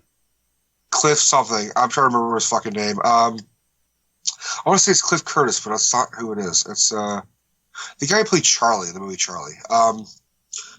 Anyways, I got it. Finish your point. I'll get the names for you. They did a really good job because they look like they could be his aunt and uncle, because Andrew Garfield looks like he was 28 years old. Well, because he wasn't he? He was close. He was supposed to be. But I'm talking about the character Peter Parker is supposed to be 17. You did get both of them right. It's Cliff Robertson and Rosemary Harris. You were right. No, I said Cliff Curtis, but I knew it was Cliff something, so I'm glad it was Cliff Robertson. Yeah. And they were great, but, like, that's my point, is because Tobey Maguire looked like he was 38 years old. No offense. Yeah, thanks, Dick. I'm sorry. But you don't look 38, but Tobey Maguire did not look like a high school student. No. He looked like the fucking janitor. Yeah, I agree. Andrew Garfield, that's the only problem I think I have with Andrew Garfield, is he even was pushing the upper limits of his age. Tom Holland is the one who looks like a fucking high school student. Right, which is why I'm happy as fuck that Marissa Tomei was cast as Aunt Tomei, because it's like... What the hell were you just doing? What? What the hell were you just doing? I was cracking my neck. Oh, okay. Go ahead. Because Tomei fucking is in her mid-50s, so... Maybe. Late 40s, early to mid-50s. Well, she's got to be around the same age as, like, my mom. My mom is 56. So, she looks like someone who hung out in the fucking 80s. She looks like someone who would have partied with Tony at the time. 54. Okay, so yeah, mid-50s. So that's a perfect aunt age, for someone who it's not her kid. So You know, I mean, like I said, we talked about this in a previous episode, but we don't even know if there is an Uncle Ben. Right. And that's sort of the cool thing about this new Spider-Man is we don't need an Uncle Ben. Because honestly, who the fuck could they cast? Who would we be okay with? I mean, no one, right? I think you're right, but I'm just trying to think real quick who could His sole purpose is to show up to die. It would be a flashback, if nothing else. I don't even think they would. I don't want them to show the death scene. You could show a flashback, but I don't want the death scene. You know who I'd cast, actually? Who? I'd cast Tobey Maguire. Is he that old at this point? I mean, he looks like he could be hanging out with Marissa Tomei. Well, if that's the case, you'd be taking a page out of the Berlanti universe that we referred to earlier, because they do a lot of that in those TV shows of throwing homage to the older, like, for example, the Flash from the 90s TV show is Barry Allen's father in this version. Right. So, I mean, the if you're going to cast an Uncle Ben, you could either go one or two. You could have an unknown, where it's like, okay, well, we don't care. Or you could have someone so ridiculous, like a celebrity cameo, like, I don't know, Val Kilmer. I'm just throwing that out there. Fucking, or George Clooney. Clooney would be better. Tobey Maguire's 43, so you're talking about a 12-year age gap between the two. But how old does he look? How old does he look compared to how old he is? If the picture I'm looking at is recent, he's still looking too young. Like he would look too young. Well, they could age him up a little bit. Well, yeah, if they wanted to. I'm trying to think of someone who would be a better fit from an age perspective. I think Clooney would be a good choice. Maybe Matt Damon. Matt Damon would be a good Uncle Ben. I could see that, actually. That would be for a quick cameo. I'm not talking like through the whole movie, but for a quick cameo or a flashback, yeah, I'd be good with that. Like a low key cameo. Yeah. You get my little. I don't think so. Oh, there he goes. Well, because he also played Loki in Thor Ragnarok. Right. No, I get it. Yeah. In a low key cameo. Okay. Quick trivia question: do you know who played Thor? His older brother. Younger. Not Liam, not Chris. It's right. I don't remember his name, but it's his youngest brother. It's not older. It's his youngest brother. I thought it was the oldest. No, Chris is the oldest of the three, if I'm right. I don't know about that. Hold on. Let me look. I'm still trying to find out his fucking new Goblin first. Hang on. Well, okay. So while you're looking that up, I will. Ha ha! James Franco as Harry Osborn, new Goblin. All right.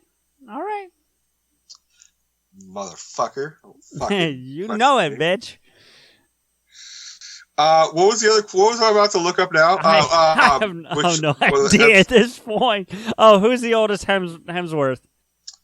I'm just going to type that in Google. Like, who is the oldest Hemsworth? And Google's going to be like, fuck you. No, it'll probably have an answer. But while you're looking that up, like, Tom Holland, he plays that role so well. Like, I feel like he researched. Like, I feel like he went out and bought a stack of Spider-Man comic books and read them. Do you know what I mean? Like, I really feel like he put in the work to make this character come to life. And some of that credit goes to Tim Feige. Tim, right? Kevin Feige. Because and as we said in the MCU and the Infinity War episodes, he's overseen this whole arc of this whole MCU universe, and he's been very deliberate in who he picks to play different roles. You know? Of course. But they have had multiple actors play multiple roles. There was the woman who played Alfre Woodward, African-American actress. She played the mother who corners Tony in Civil War. At the beginning of Civil War, it said, "This is my son. You killed him." That same actress is in Luke Cage as the corrupted official. Yes, you're right. But the mayor or whatever. I heard something today. I was watching Screen Junkies, which we've talked about in the past. Stop one there. I want to tell you. Oh, please. Luke, Chris, and Liam. And Luke is the oldest. So stop questioning me. But was Luke the one that played the brother, the Thor character? Yeah, okay. Yeah. All right. And he's the oldest. All right. My bad. You're drunk. I'm sober, buddy. I don't think I would have known that sober myself, so get over it. And this is why I am your partner, because I know shit no one cares about. As do I, depending on the topic. If we were discussing music, I could probably... The roles would be reversed. You would knock me out, yeah, for sure. Anyway, that said... So, Screen Junkies.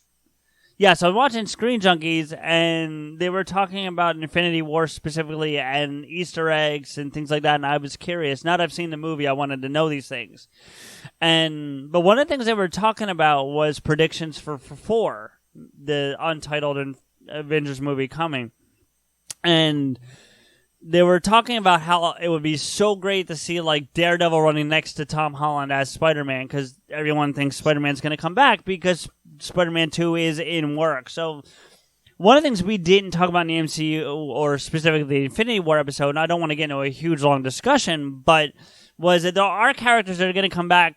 We know they're coming back because of what we know in real life is coming, i.e. Black Panther 2, Spider-Man 2, Guardians 3. Now, the difference there is, without getting into a whole discussion, I think you'll get them all back except Gamora. I think she's still gone, personally, but that's another conversation for another day. I think whoever died at Thanos' hand before he snapped his finger is dead. Gamora is dead. Loki is dead. Heimdall is dead. Vision, which would free up Idris Elba to take on the Green Lantern. Well, in theory, he could do it anyway, but that's another story because there's been enough DC Marvel crossovers. What's that? I have a big problem with actors playing multiple comic book characters at the same time. Like, I know I'm going to get a lot of flack for this. And I'm also sort of redacting a little bit. Look, I saw Deadpool 2. I don't know if you saw it. I have not, so please. I'm not going to spoil a goddamn thing. Okay, what I am going to say is that Josh Brolin killed it as Cable. Oh, I'm sure he did. I don't have no doubt about that. But I also still have a fucking problem with the fact that he's playing Cable. Okay, and while I would normally agree with you, because I have one that I have a bigger issue with than that, and I will throw you my example in a second, but to his defense, to Josh Brolin's defense, he does not appear on screen as Josh Brolin.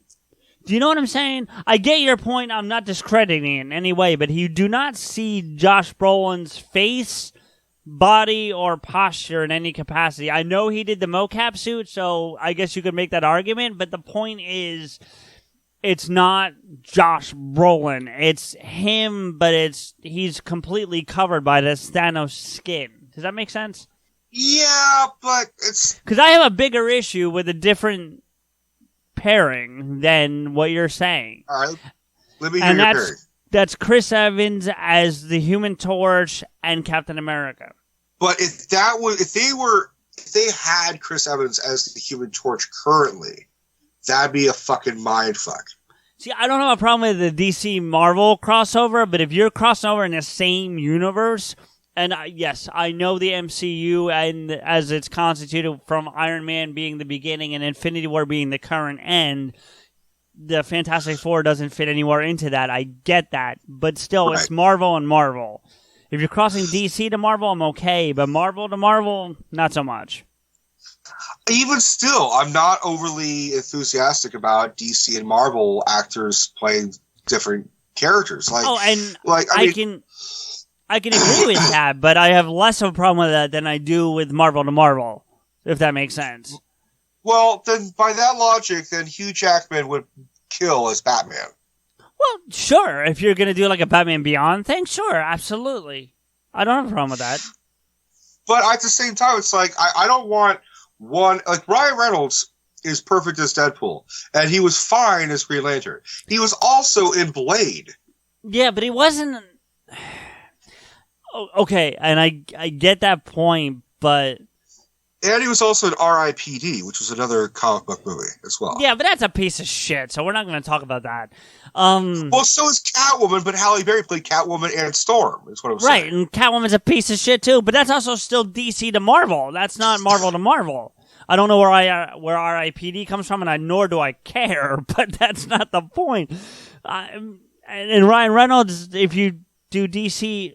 I mean, look, we're getting into a whole realm of a different conversation because Green Lantern to Deadpool is Marvel to DC, but then there's the argument for Deadpool to Deadpool because it was that weird, twisted, warped version of Deadpool in Wolverine Origins, so that they actually make fun of in the first Deadpool. Well, I will say this. There is a couple bonus scenes for Deadpool that you don't want to miss. Deadpool 2. Oh, I wouldn't miss them anyway. We might actually be going to see that on Saturday. Deb's birthday is today. Happy birthday, honey! Today's her birthday. Happy birthday, Deb. And she has asked me, tonight is what, Thursday? I'm kind of lost because I'm off tomorrow. Today is Thursday. So on Saturday, I'm going to get my oil changed because I need to do that. But there's a movie theater not far from where I'm getting the oil changed. And we're talking about going to the movie while we're waiting for the oil change. And she's deciding between Deadpool and Infinity War. So it's going to be her call. Did she already see Infinity War? She has not seen either of them at this point. She needs to see Infinity War before she sees Deadpool. I agree, but she's a pretty big fan of Deadpool. So I think we may be leaning that way, but she hasn't decided yet. Well, see Deadpool 2 on Saturday, see Infinity War on Sunday. Okay, well, now you're talking about a lot of money. Well, no, just send her to go see it. No, I would go. Even if it was Infinity War, I'd go again. I'd watch that. I'd watch it. Dude, I want to watch it right now. The only reason why I haven't gone to watch it again is because it's like $12 a fucking ticket. Yeah, that's true. You gotta go to a matinee. You gotta go to a matinee early Sunday morning. I did on the Saturday morning when I went and saw it. So I did see a matinee, but they did release the release date for the Blu-ray/DVD. It's July 31st, I think. Oh, that's pretty soon. That's pretty recent. So I'm not... And then the week before that is Ready Player One, which I have not seen yet. I haven't seen that either. It's so weird. Like, we have Black Panther at the video room, and Black Panther is still in theaters. Yep. It's still in the top 10. Marvel has 2 movies currently active in the top 10. 3. What's the third one? Deadpool 2. Well, okay. When I say that, because, well, you're right. Deadpool's technically a Fox property. I'm talking about flat out Marvel/Disney. It is, but now that Disney bought Fox, they're going to Comcast stopped it. What? Comcast stopped the sale. They did? Yeah, I don't think it's permanent, but there's like an injunction for now, so it's not happening anytime soon. Oh, I didn't hear about that. Oh, shit. I live in Comcast country. Comcast generated out of Philadelphia, so when anything Comcast comes up in the news, we hear about it pretty quick. So we may very well not see Fantastic Four for maybe quite some time. There may never be. As of right now, what Comcast is trying to stop it under the guise that it's a monopoly. Yeah, I mean, they're not wrong, but to be fair, so is Comcast. I concur. So, I don't know what the argument is. Well, because they own NBC Universal.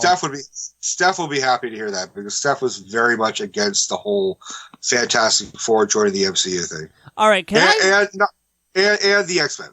Can I say something about that? And I love Steph. Your girlfriend rocks. We hired her as our manager, showrunner, or whatever else title she has for a fucking reason. But I have to say something. She does not like a lot of stuff. She is very opinionated.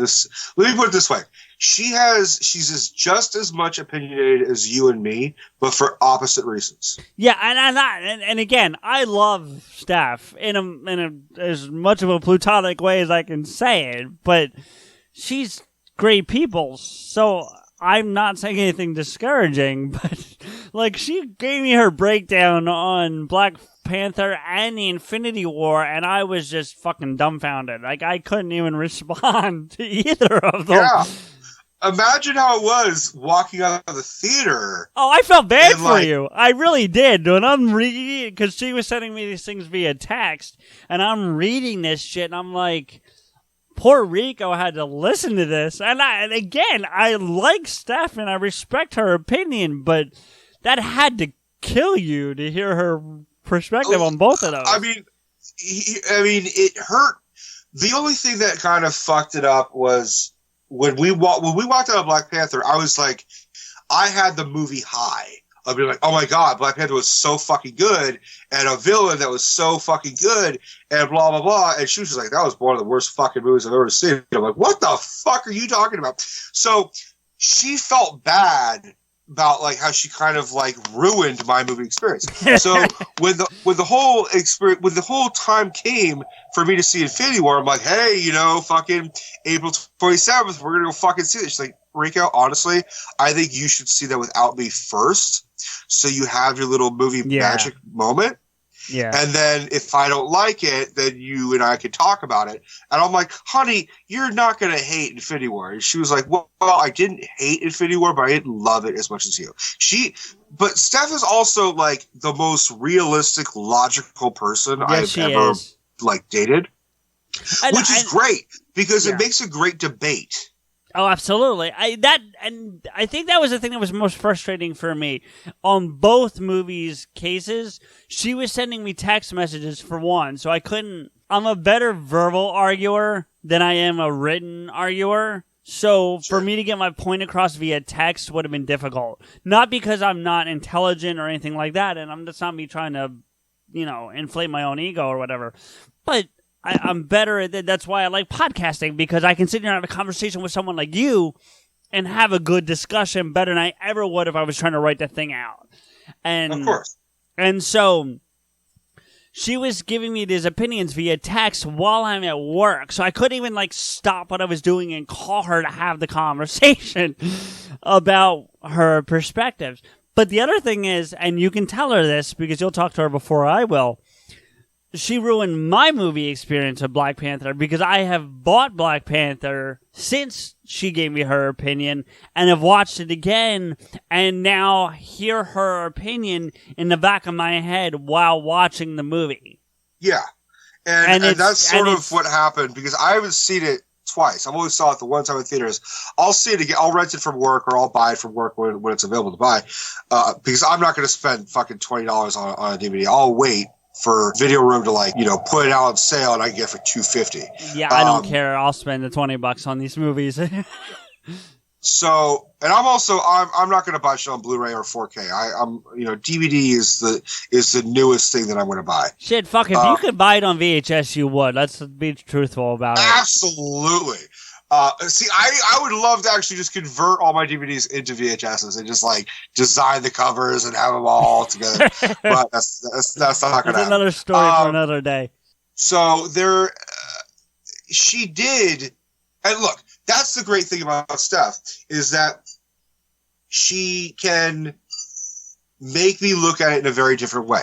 But sometimes she's a bit ruthless. Yeah.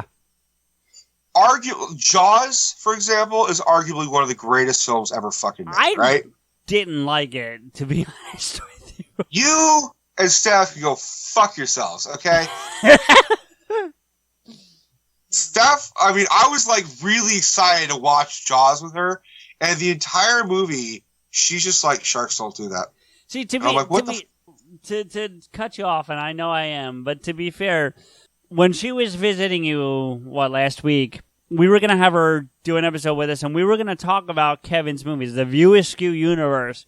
And I got to be honest with you, I'm scared to do that episode. Because if she destroys the View-Askew universe for me, I'm going to be mad. No. She actually told me when she got home last night, because she left yesterday. Yeah. When she got home, we talked around 11:30 or 12 o'clock last night.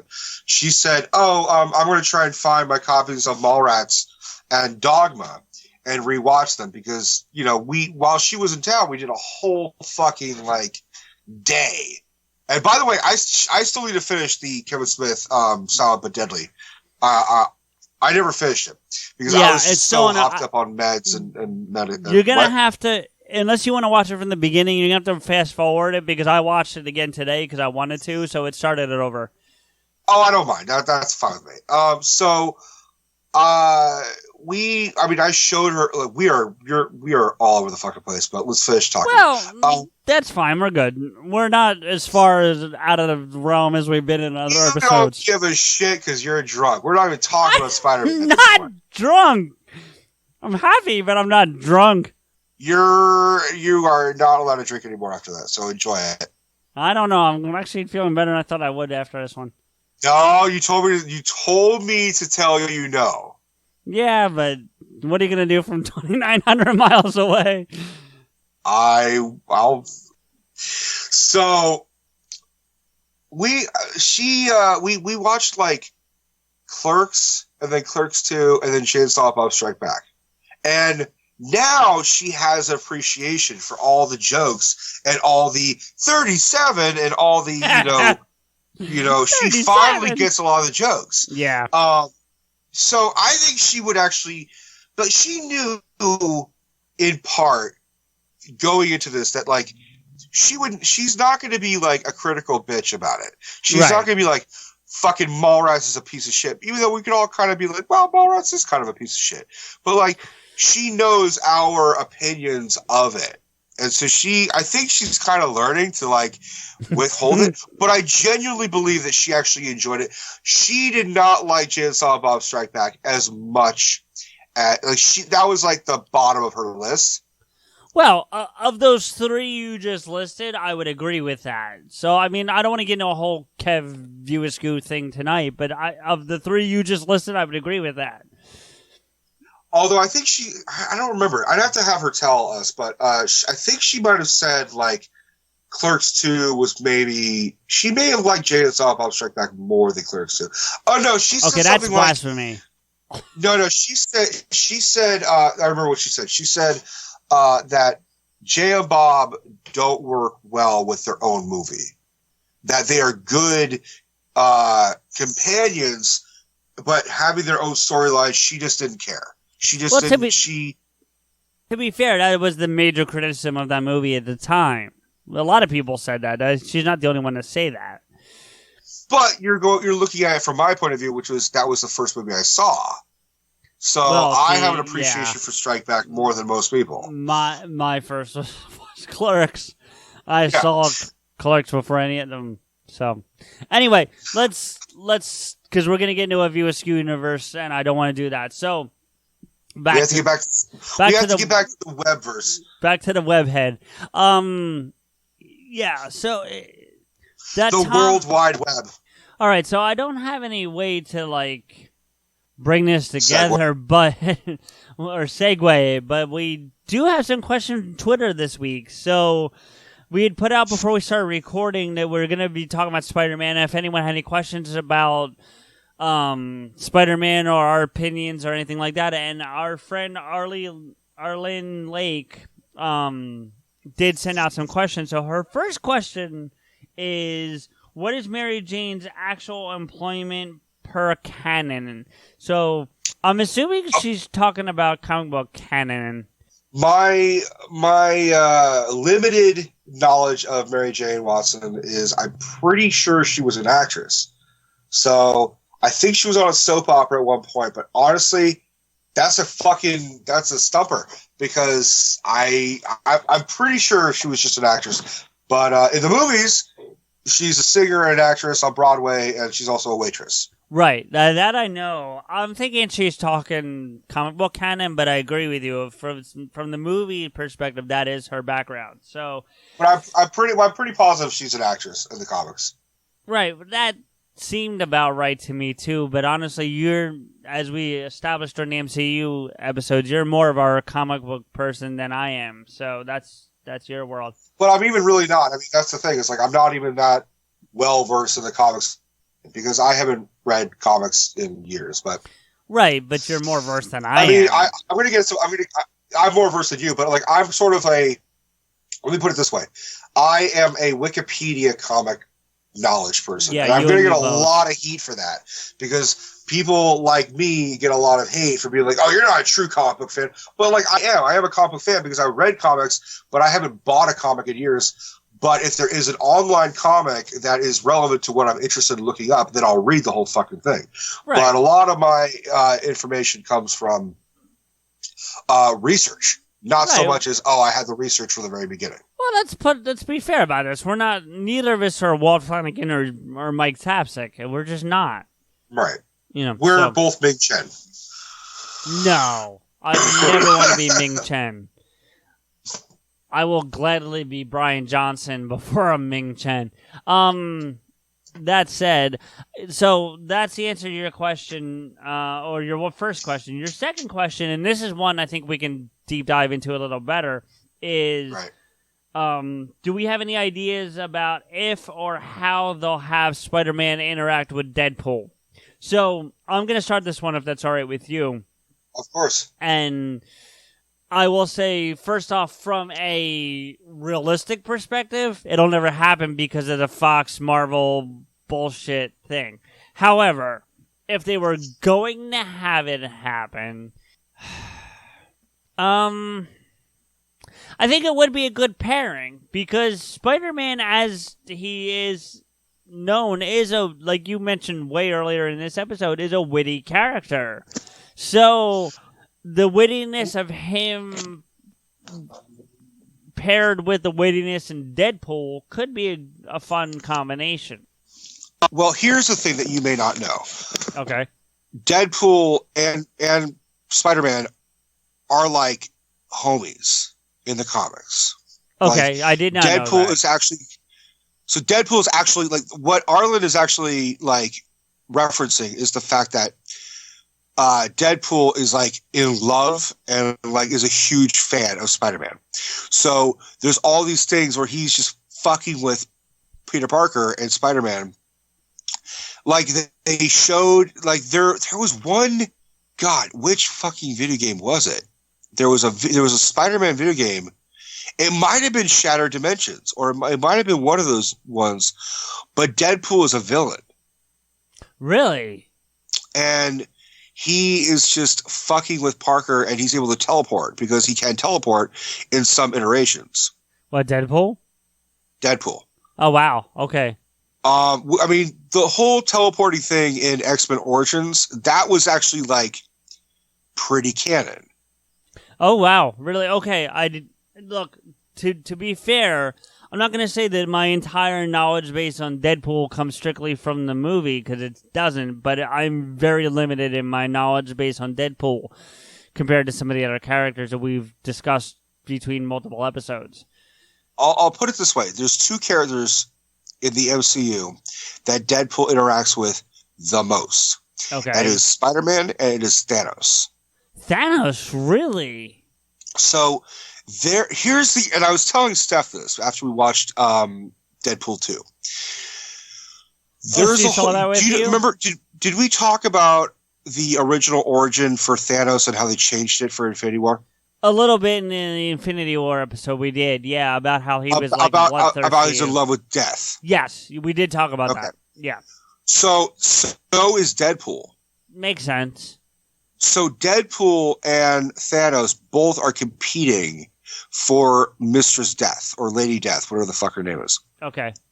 So there's a whole comic series of Thanos and Deadpool. All right.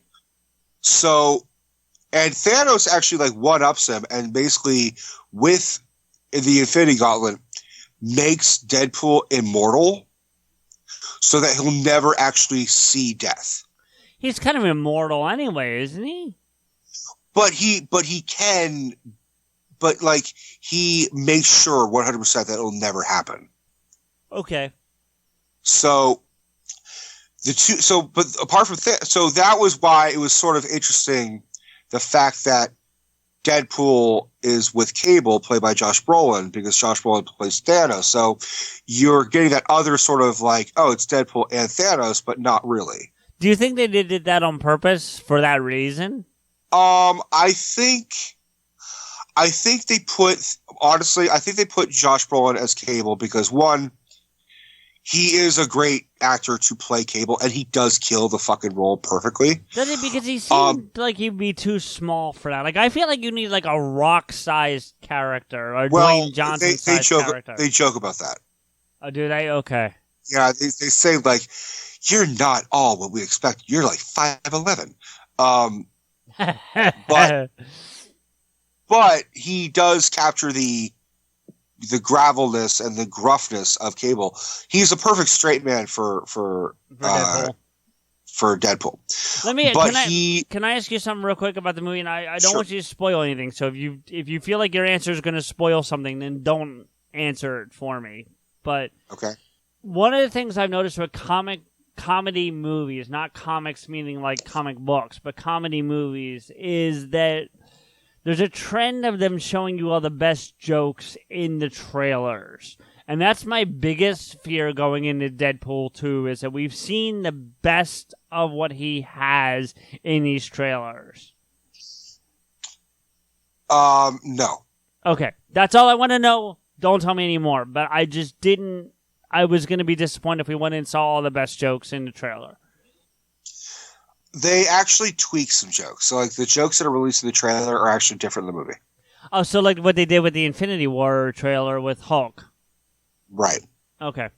I actually, not to get off on a whole thing, but I heard an interesting description about that today that I found interesting. Again, from that Screen Junkies thing that I watched, where they said that trailer where you see the Hulk running with everybody, even though he doesn't show up in the movie, was basically the cover, what would be the equivalent of the cover of the comic book. Because often the comic book cover does not have what's going on the inside.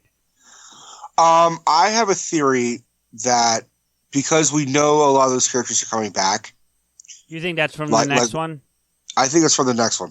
Because that's fair. They point blank, like, Bruce Banner was like saying, like, okay, so, normally this is where you would Hulk out, so come on, now's the time. And then we didn't get that moment. Yeah. So I think that happens. I think there's going to be some time travel. Honestly, I think the fourth Avengers is going to deal with some serious time travel because it shows some of the characters in their costumes from the first Avengers in the fourth one. What have you seen that shows that? I'm not saying you're wrong, but it shows Captain America in the same costume he wore in the first Avengers during the Battle of New York. Where did you see that is what I'm saying. Like, I haven't seen any of that stuff. It was on IMDb or it was on Facebook or someone posted it or some shit. So it's one of those things. All right. But the only reason I know it's not them confusing it with the first Avengers, like a publicity, like a behind-the-scenes shot of the Avengers, is because Ant-Man is standing next to him. That makes sense. Okay. All right, I was just curious, but go ahead and continue with your Deadpool Spider-Man connection. So Deadpool and Spider-Man have just been kind of like bros, and because Deadpool the character is pansexual. Really? So I think yeah. They did that with Lando. You know that, right? Yeah, I heard about that. Yeah, I think Lando is.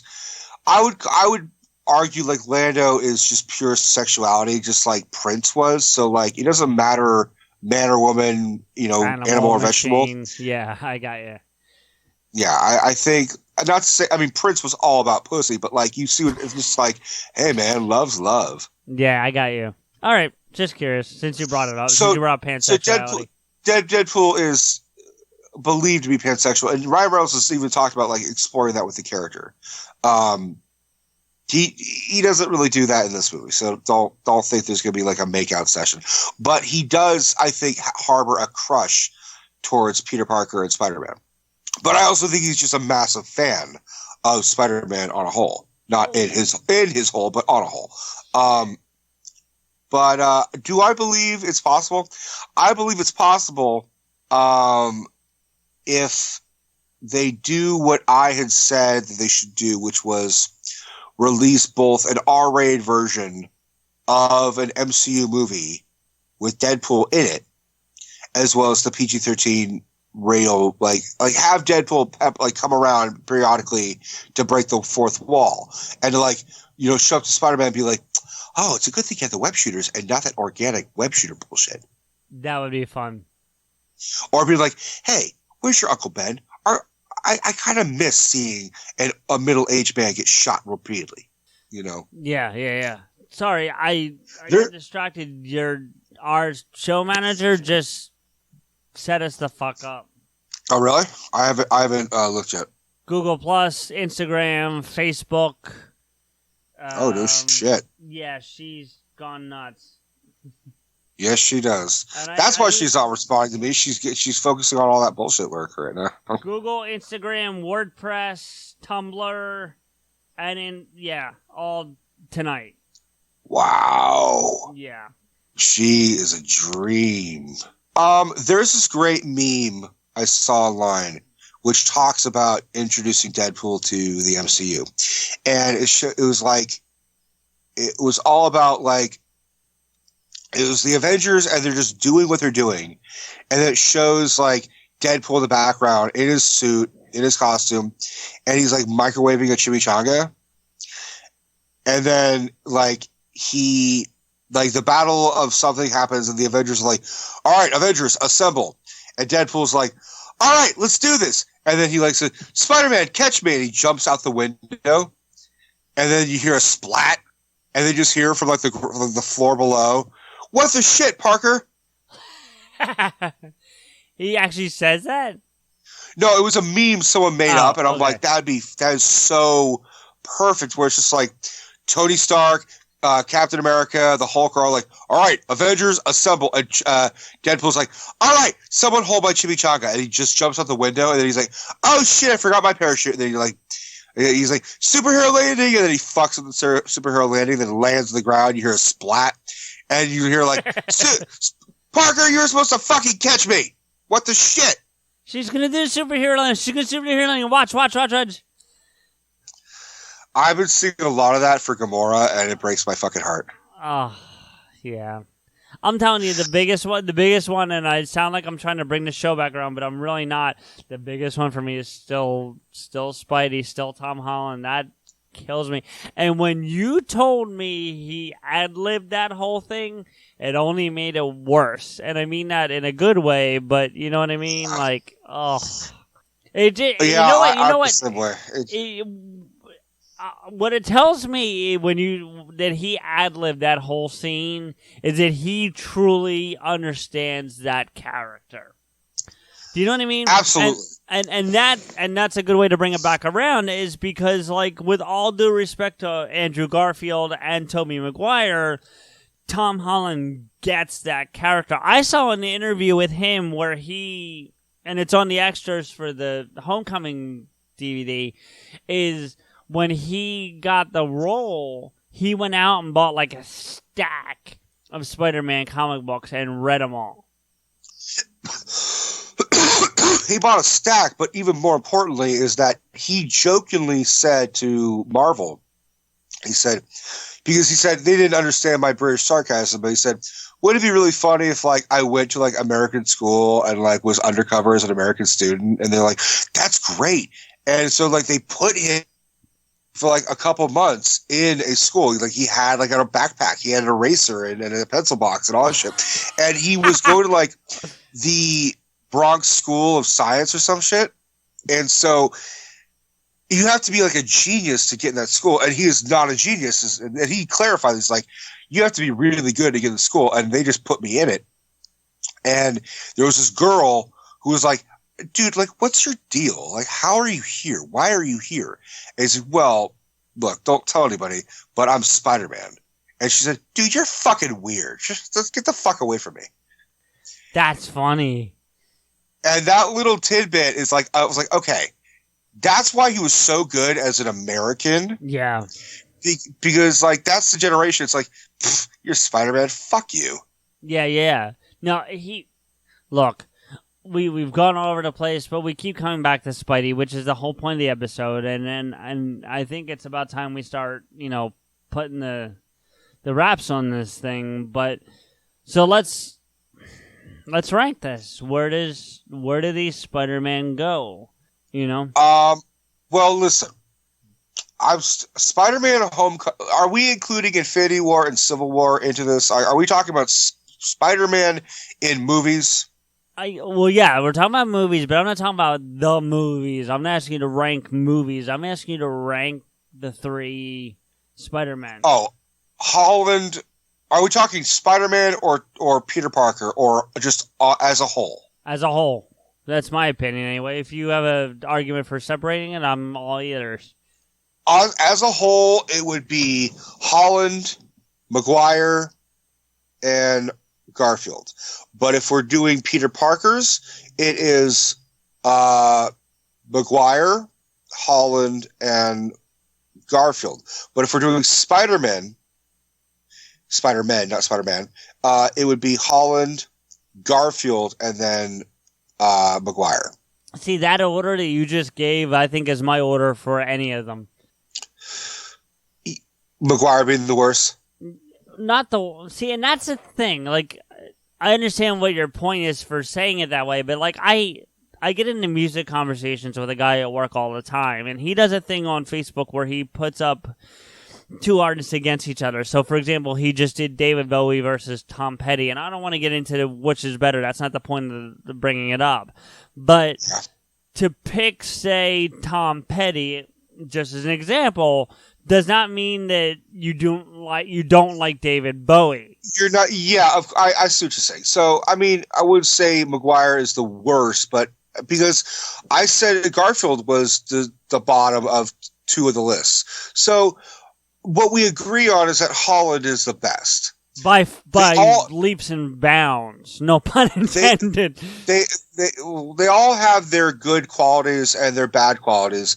Like I said, but Holland doesn't have too many bad qualities as on the roll. I would argue maybe he's, the only reason why Tobey Maguire's Peter Parker is pretty fucking good is because he looks like a straight up nerd. He acts like a nerd. He has the glasses and he looks awkward, and he's kind of not amazingly good. He's not good looking. He's good looking later. Right. But I think you have to talk about context too. So you're talking late 90s, early 2000s nerd versus 2017 nerd. And Tom Holland hits the mark dead on for a 2017 nerd. I mean, he's good looking enough, but he's not amazing looking. He looks wimpish. Right, and like we don't see Tom Holland pre-powers, which I'm fine with, but I'm saying we don't see him pre Spider-Bite, right? So we don't know if he wore glasses. We don't know if he had a limp. We don't know if, you know what I'm saying? Like, Sure. But he's still Peter. He's definitely Peter. Do you think they should introduce Harry Osborn? It would be okay. They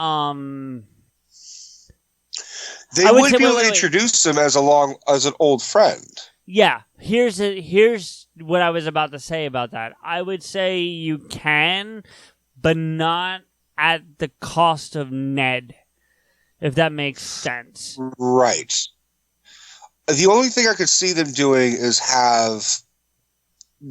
they would have to kind of borrow from the Amazing Spider-Man 2 storyline, which is like have him be a childhood friend and have him be have him be like out in boarding schools and shit. By the way, Amazing Spider-Man 2 is the first time I've heard that guy talk. The guy that plays Harry Osborn in Amazing Spider-Man 2, I've seen him in 2 movies. Dane DeHaan? Yeah. He was in that movie, The Amazing Spider-Man, and he was in the Metallica movie, Through the Never, in which he does not speak a line. He has 0 lines of dialogue in the entire fucking movie. I saw him in Chronicle. You know what? I saw that, but I only saw it once, and I don't remember him at all.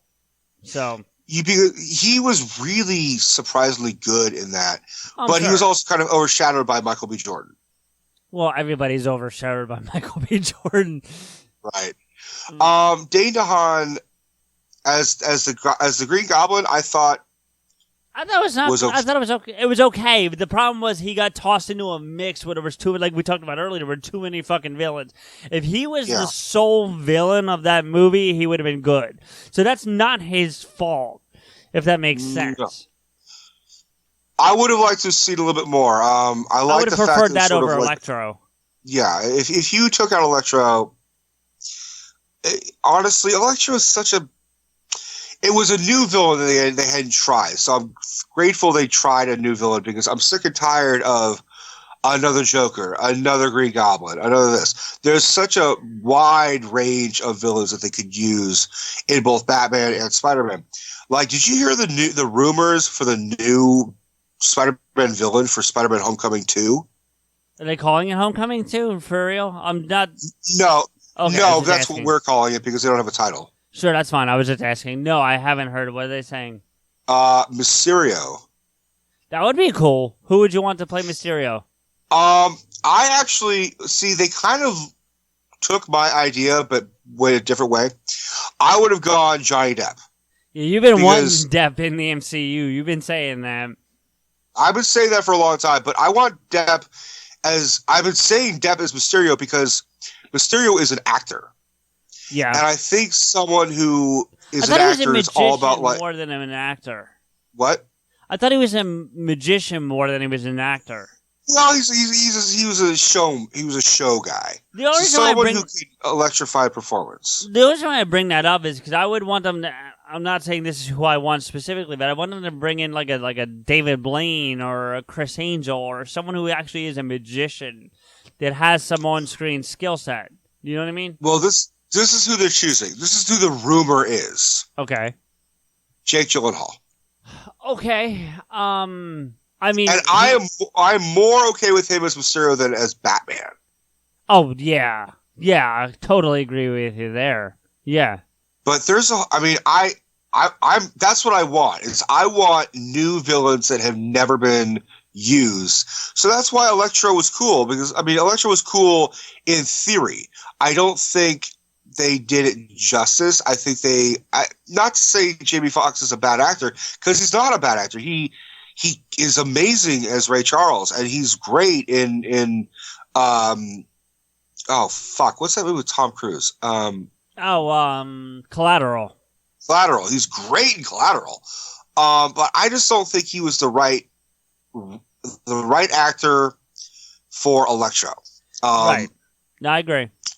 But I would cast Jamie Foxx as a different villain. I mean, like I would love to see Rhino come back, and I would also love to. I'm looking forward to Scorpion because they hinted in in Homecoming. What's his name? Mac Garden or something. The Scorpion guy, the guy who's like corners Vulture at the prison at the bonus credits. He's got a Scorpion tattoo on his neck. Is that okay? I didn't put that together, but yeah, okay. That's Scorpion. So we will probably see a Scorpion show up with that actor. They did Vulture justice. I mean, fucking Michael Keaton as Vulture. Oh, killed it. Do you think he got it because of Birdman? I think it was probably more Batman, but I think Birdman helped. Okay. Because I liked Birdman. I know a lot of people didn't like it, but I liked it. I liked it, but I only need to see it once. Yeah, I only saw it once, too, and I don't really want to see it again, but I did like it. I liked all Michael Keaton. I mean, I'm a massive fan of Beetlejuice. Like, hey, what's going on here? See, I would take, like... You're thinking, fucking, what's that, the dad, what the fuck was that? Mr. Mom? No, not even Mr. Mom. I like Mr. Mom, but I would take, like, maybe Duplicity or, shit. What's that one where he plays Jackie Brown? What's that? His role in Jackie Brown and Out of Sight? No, I was going to go with the crazy people one he played where Christopher Lloyd's the doctor who's not a doctor. It's an 80s movie. I'm trying to think of what it's called. I don't know that. It sounds awesome, though. I want to check that out. Yeah, hold on. I'll look it up, but go ahead. So, but here's the thing is, like, Michael Keaton as Vulture was awesome because the Vulture, is sort of like not a great villain.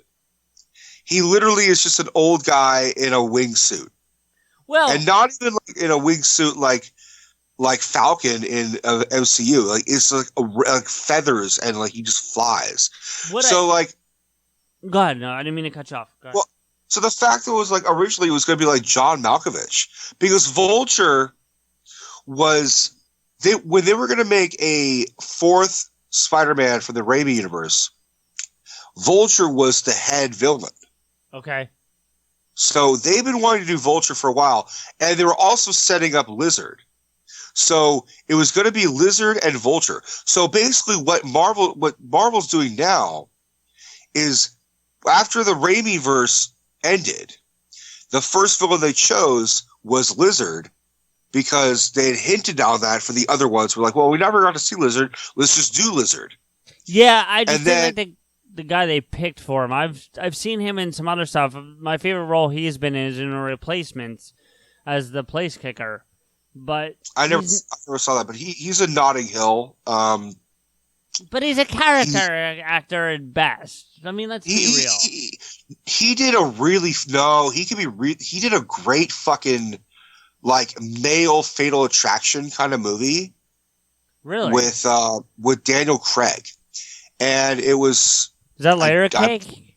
No. Okay. It's this weird fucked up movie where Daniel Craig and his wife bump into this, like they see this hot air balloon like rise or something, or it's rising. There's a guy stuck in it, so they're all trying to like stop it from floating, and the guy who's like left in it falls and dies. So Daniel Craig and Rhys Ifans, the guy who played Lizard, are watching this. They just share a moment of something traumatic, even though they're perfect strangers. They just happen to just be there at the same time at this park, and they're like, wow, that was so fucked up. So Rhys Ifans' character falls in love and becomes like obsessed with Daniel Craig, thinking we shared a moment where we saw that guy die. We're meant to be together. So it's like a weird male version of Fatal Attraction. Well, that's kind of like what happens with Electro, with Electro before he becomes Electro, when he's Max Dillon and Spider-Man. Yeah. He's a big fan. I enjoyed that part of Electro. I did not enjoy when he became all like crackly. Right. Maybe that's what it was. Maybe I just didn't like the look of Electro. Yeah, I mean, look, the movie as a whole is not good. And I hated that they killed Gwen Stacy. There was no point to that except to have that, like, drama thing, you know, but they were, like, especially the way they killed her. Like, I mean, basically... That happens in the comic. What, that she dies?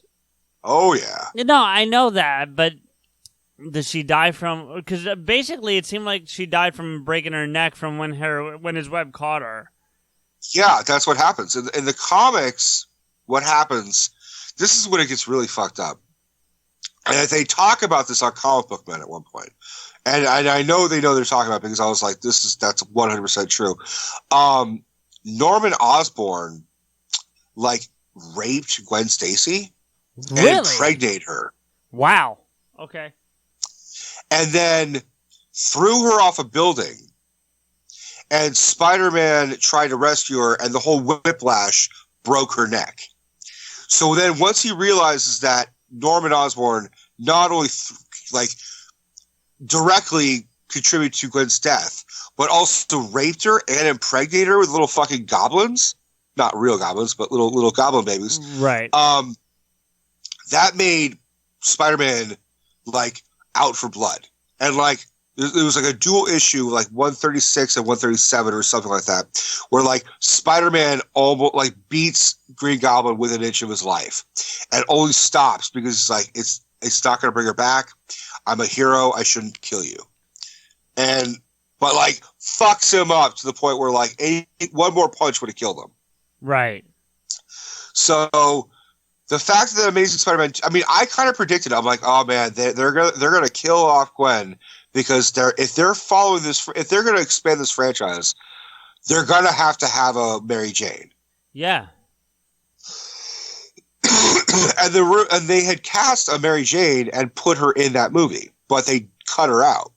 And she was played by Shailene Woodley. The one who's like who's like running the whole Maze Runner thing or something. Or no, not the Maze Runner, the Divergent series. I haven't seen either, so I can't. I haven't seen either of them, but like she's the red. Did you ever see The Descendants with George Clooney? Nope. I don't know. She's like another. She's a person who acts. She's a cute redhead, and she's a good actress, but I think I had heard like that she wasn't quote unquote good looking enough to be Mary Jane. Well, I was like, well, was Kirsten Dunst? You had commented something to me offline about you didn't understand. I agree with you. You didn't understand why they took a perfectly good redhead in Emma Stone and made her a blonde. She should have been Mary Jane. She would have been perfect as Mary Jane. She was fine as Gwen Stacy. Yeah, but I agree. She was, yeah. Like, honestly, if I'm going to cast a redhead right now, and, I mean, let's say we jump forward, so Tom Holland is like 20, okay? Or let's say he's 25. We jump forward, and his Mary Jane is played by Bryce Dallas Howard. That's who I'd go with. I don't know who that is by name. She was the woman in Jurassic World, the one who ran with the heels. Yeah. That'd be a good pick. I could see that. Because she played Gwen Stacy in Spider-Man 3. No, that's her. Yeah. Okay, I believe you, but I don't feel the need to look it up to double check you. I believe you, but I wouldn't have picked that out if you gave me 100 tries. But that's also Ron Howard's daughter. Of course it is. And the Dallas is where she was conceived. Bryce Dallas Howard is where she was conceived. She was conceived in Dallas. So, like, Ron Howard, like, named all his kids, like, had their middle name be, like, where they were conceived. I'm like, that's kind of grody. A little bit, yeah. Speaking of which, I'm excited to see Solo. I haven't seen it yet, obviously, but... I'm excited to see it, too. Once we both see a Solo, we'll do a whole Solo and Rogue One conversation. Yeah, we'll do the spin-offs, because I've already announced the Lando spin-off. So we could talk about that, too. And meanwhile, everyone's like, well, fuck, where's our Obi-Wan, fuckers? Well, you know what? You say that, and I don't want to get into a whole conversation tonight. We can have it for when we have the Star Wars thing again, or the spin-offs. But the argument I heard was you kind of got that with the prequels, because that centers heavily around Obi-Wan. Yeah, but there's 20 years where fucking, where he's living in the desert eating fucking sand. I don't need to see that. Bullshit! You could expand so much on how Darth Maul come back and fuck him up. I'd rather see a history on Yoda prequels. Like, Yoda's 900 years old or whatever. So I mean, I'd rather see young Yoda. That's just me, though. Well, I'm not saying one or the other. I'm saying give me all the fucking Star Wars movies. Give me all the above. So, all right. So, okay, I'm gonna give you my ultimate Spider-Man movie list and my Spider-Man character list, and then we're going to wrap this. You give me yours, and we'll wrap this thing up. What do you think? That sounds good to me. All right, so movies for me, Homecoming, hands down. We're not counting Civil War, Infinity War. He's in it, I get it, but they're not Spider-Man movies, so just when you're putting your list together. Homecoming... Here's where I'm torn, because I kind of want to put Amazing Spider-Man 1 above Spider-Man 2, but I'm not certain about that. Like, that's the tie for me, right there. That's one that's high praise for Amazing Spider-Man 1, and that's pretty low praise for Spider-Man 2, if you're looking at my point of view. Here's where it comes in, because I think Andrew Garfield is hands down a better Spider-Man than Tobey Maguire, and that's what's got me stuck on it. All right, I agree with that. So that's where I'm stuck. That's what's got me stuck. But I'm going to go Spider-Man 2 because as a movie as a whole, it's still a better movie. So I'll give Spider-Man 2 the movie there. Amazing Spider-Man 1, Spider-Man 1, Spider-Man 3, and Amazing Spider-Man 2, I think is where I'm going to have to go. I think that's that's my list. I think I'd go Homecoming, Spidey 2. Yeah. After rewatching the first one, I would go Amazing Spider-Man 1, and then Spider-Man, and then Spider-Man 3, and then Amazing Spider-Man 2. Yeah, so we basically had the exact same list. So we both agree that Homecoming is head and shoulders above the rest of them, right? That's like... Well, here's the thing. Homecoming as a film is not better, for me, is not better than Spider-Man 2. I think Spider-Man 2 is a better movie, but I also think Tom Holland's perfection of the role has made it a better, enjoyable experience. Not to mention Michael Keaton. So we're talking about same idea as like Heath Ledger's Joker. His perfection of that role makes The Dark Knight better. Because look, you put someone else in that role, and I don't think The Dark Knight is as good as it is. Right?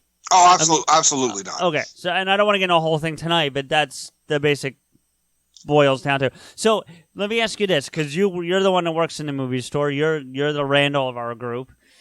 If someone comes into you and says, "I want a Spider-Man movie. Don't care about the MCU as a whole. Don't care about it. I want the best Spider-Man movie you recommend to me." What do you hand them?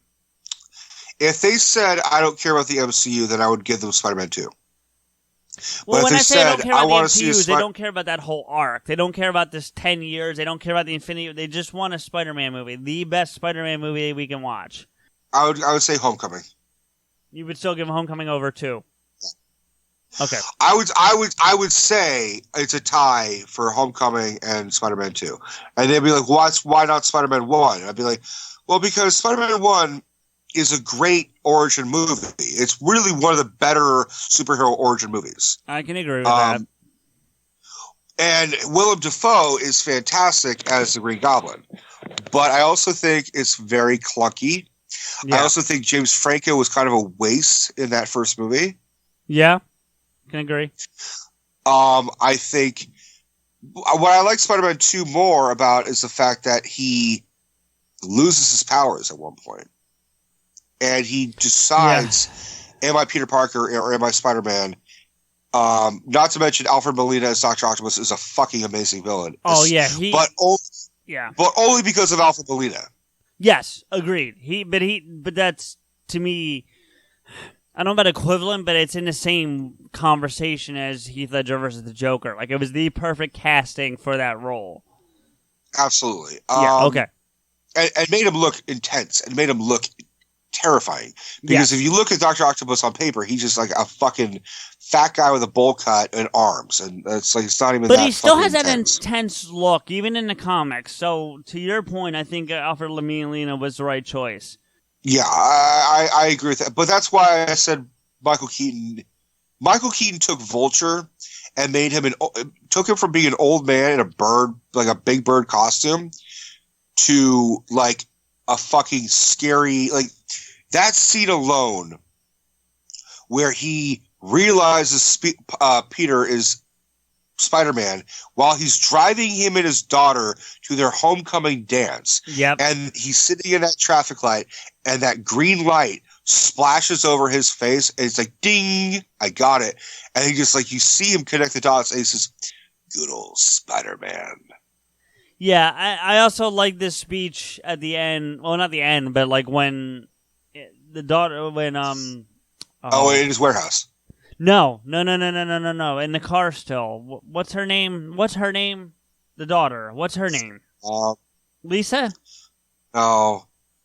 Ruth? I don't know. No. It's anyway. The daughter goes inside, and because he's like, I'm gonna give Peter the dad talk, and that was funny. That was funny. It was good. It was a good line. But he turns to Peter and he goes, "Look, does she know?" Does she know? And he goes, "Knows what?" And he goes, "Play close to the chest. I respect that." Like, that's the thing that I liked about this character. I'm not going to get into the whole speech, but there's a respect between Spider-Man and the Vulture. Maybe more from the Vulture side, because he's more seasoned as a person because he's older. But I don't think he really genuinely wants to kill a child either. No, I don't think he even wants to hurt Spider-Man. He just wants to continue with his business. Like he has there's no ill will or grudge towards Spider-Man except for the fact that he's getting in the way of him conducting his business. But that was the turning point for me because I was like, okay, he just wants to do his job. He just wants to, make his money and feed his family and blah blah blah. But then he pulls that gun out. He says, "Does she know?" Yeah. And that was like, okay, now he's a fucking villain. Yep. He went from working class dad to being like, I will fucking shoot you in the face right now. Well, and that transition comes from when he kills the original Shocker, even though he didn't plan to. That's when that transition comes into play. Because that's when he realized he could take a life and not feel guilty about it. That's when that transition takes place. Yeah. I agree with that. I mean, he had plenty of opportunities to kill Peter, especially towards the end when they had that big fight. Well, he kind of tried to with the ceiling thing, if you want to get technical. Well, I'm talking about when they're at that fucked up carnival. No, I know what you're talking about, but I'm saying that he took a real shot at it earlier than that when he dropped the ceiling on him. So, to your earlier question, which was which one I would recommend, Spider-Man 2 or Homecoming, I would say Spider-Man Homecoming because it takes the same liberties that Spider-Man 2 had, which was, am I Peter Parker or am I Spider-Man? Am I both the same or am I one or the other?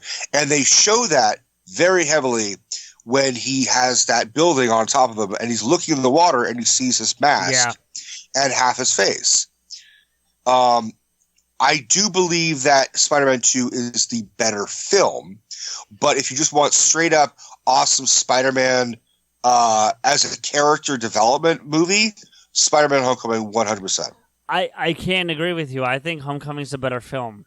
I really do. I think it's in the world of comic book movies, I think it's a masterpiece. It's right up there with The Dark Knight, the first Iron Man. I would not call it a masterpiece. Let me put it this way. I would liken it to, like, The Dark Knight is a great film, but it is only great mostly because of Heath Ledger's performance. If you recast it, if you have the Joker in it, but it's a different actor, it's still a good movie, but it's not as great. It's essentially The Dark Knight Rises or Batman Begins.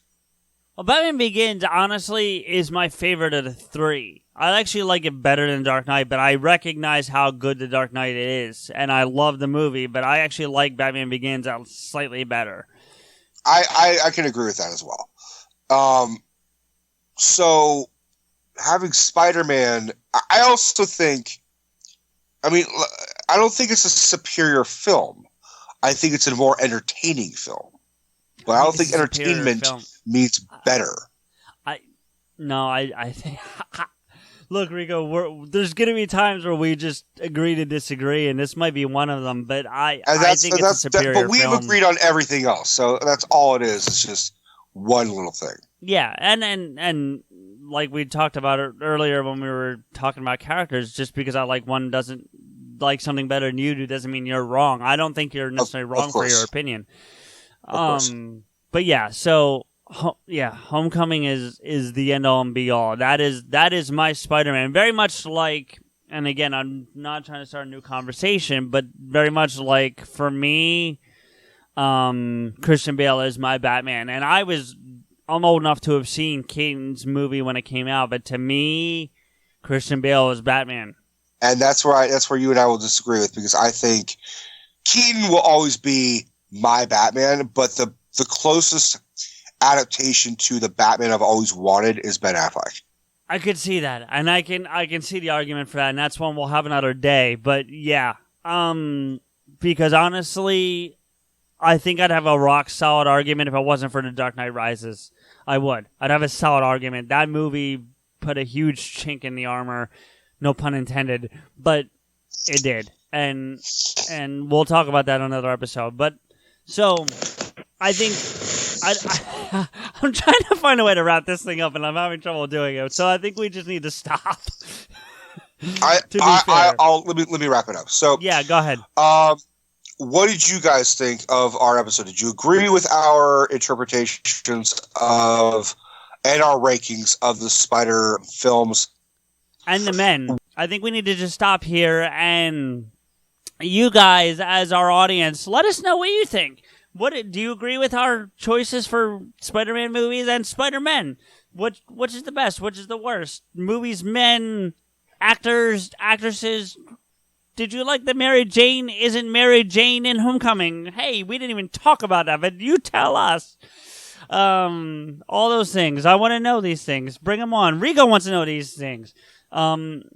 So yeah, bring it on. Let us know. I'll be excited to hear it. In the meantime, you know, I want to thank Arlen Lake, or whatever she's going by these days on Twitter. Doctor Who, What, Why, How, Arlen Lake, our friend on Twitter for her 2 Spider-Man questions. Thank you for those. Please follow her.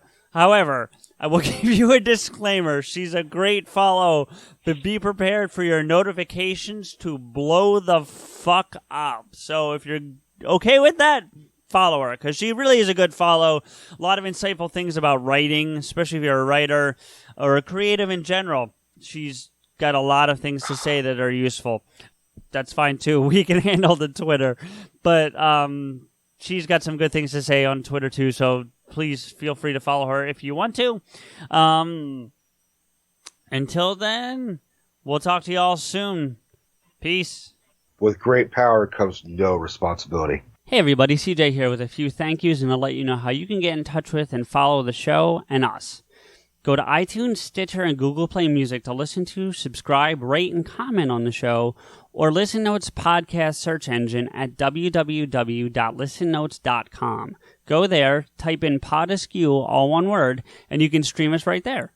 If you want to agree with or yell at us directly, follow Rico, me, and the show on Twitter. The show is at PodAskew, Rico is at RantsRico, and I'm at M_Blade. If you need to contact the show for promotional reasons, tweet Stephanie at PodAskewPR. Check out Rico's YouTube channel, Rico's Rants, on YouTube at www.youtube.com/RicosRants. Thank you to Dubbed in English for our opening theme music, 96 Reasons. They're no longer online, but you can contact me for a copy of the full song or the entire Plan 9 EP. Thank you to Samuel Lemons for our closing music, Theme Askew. You can find his music on SoundCloud at www.soundcloud.com/Samuel-Lemons. Finally, our biggest thank you is to you, everyone who listens to the show. Rico and I really appreciate your time and look forward to bringing you another episode soon. Hey, Rico, I think I'm drunk.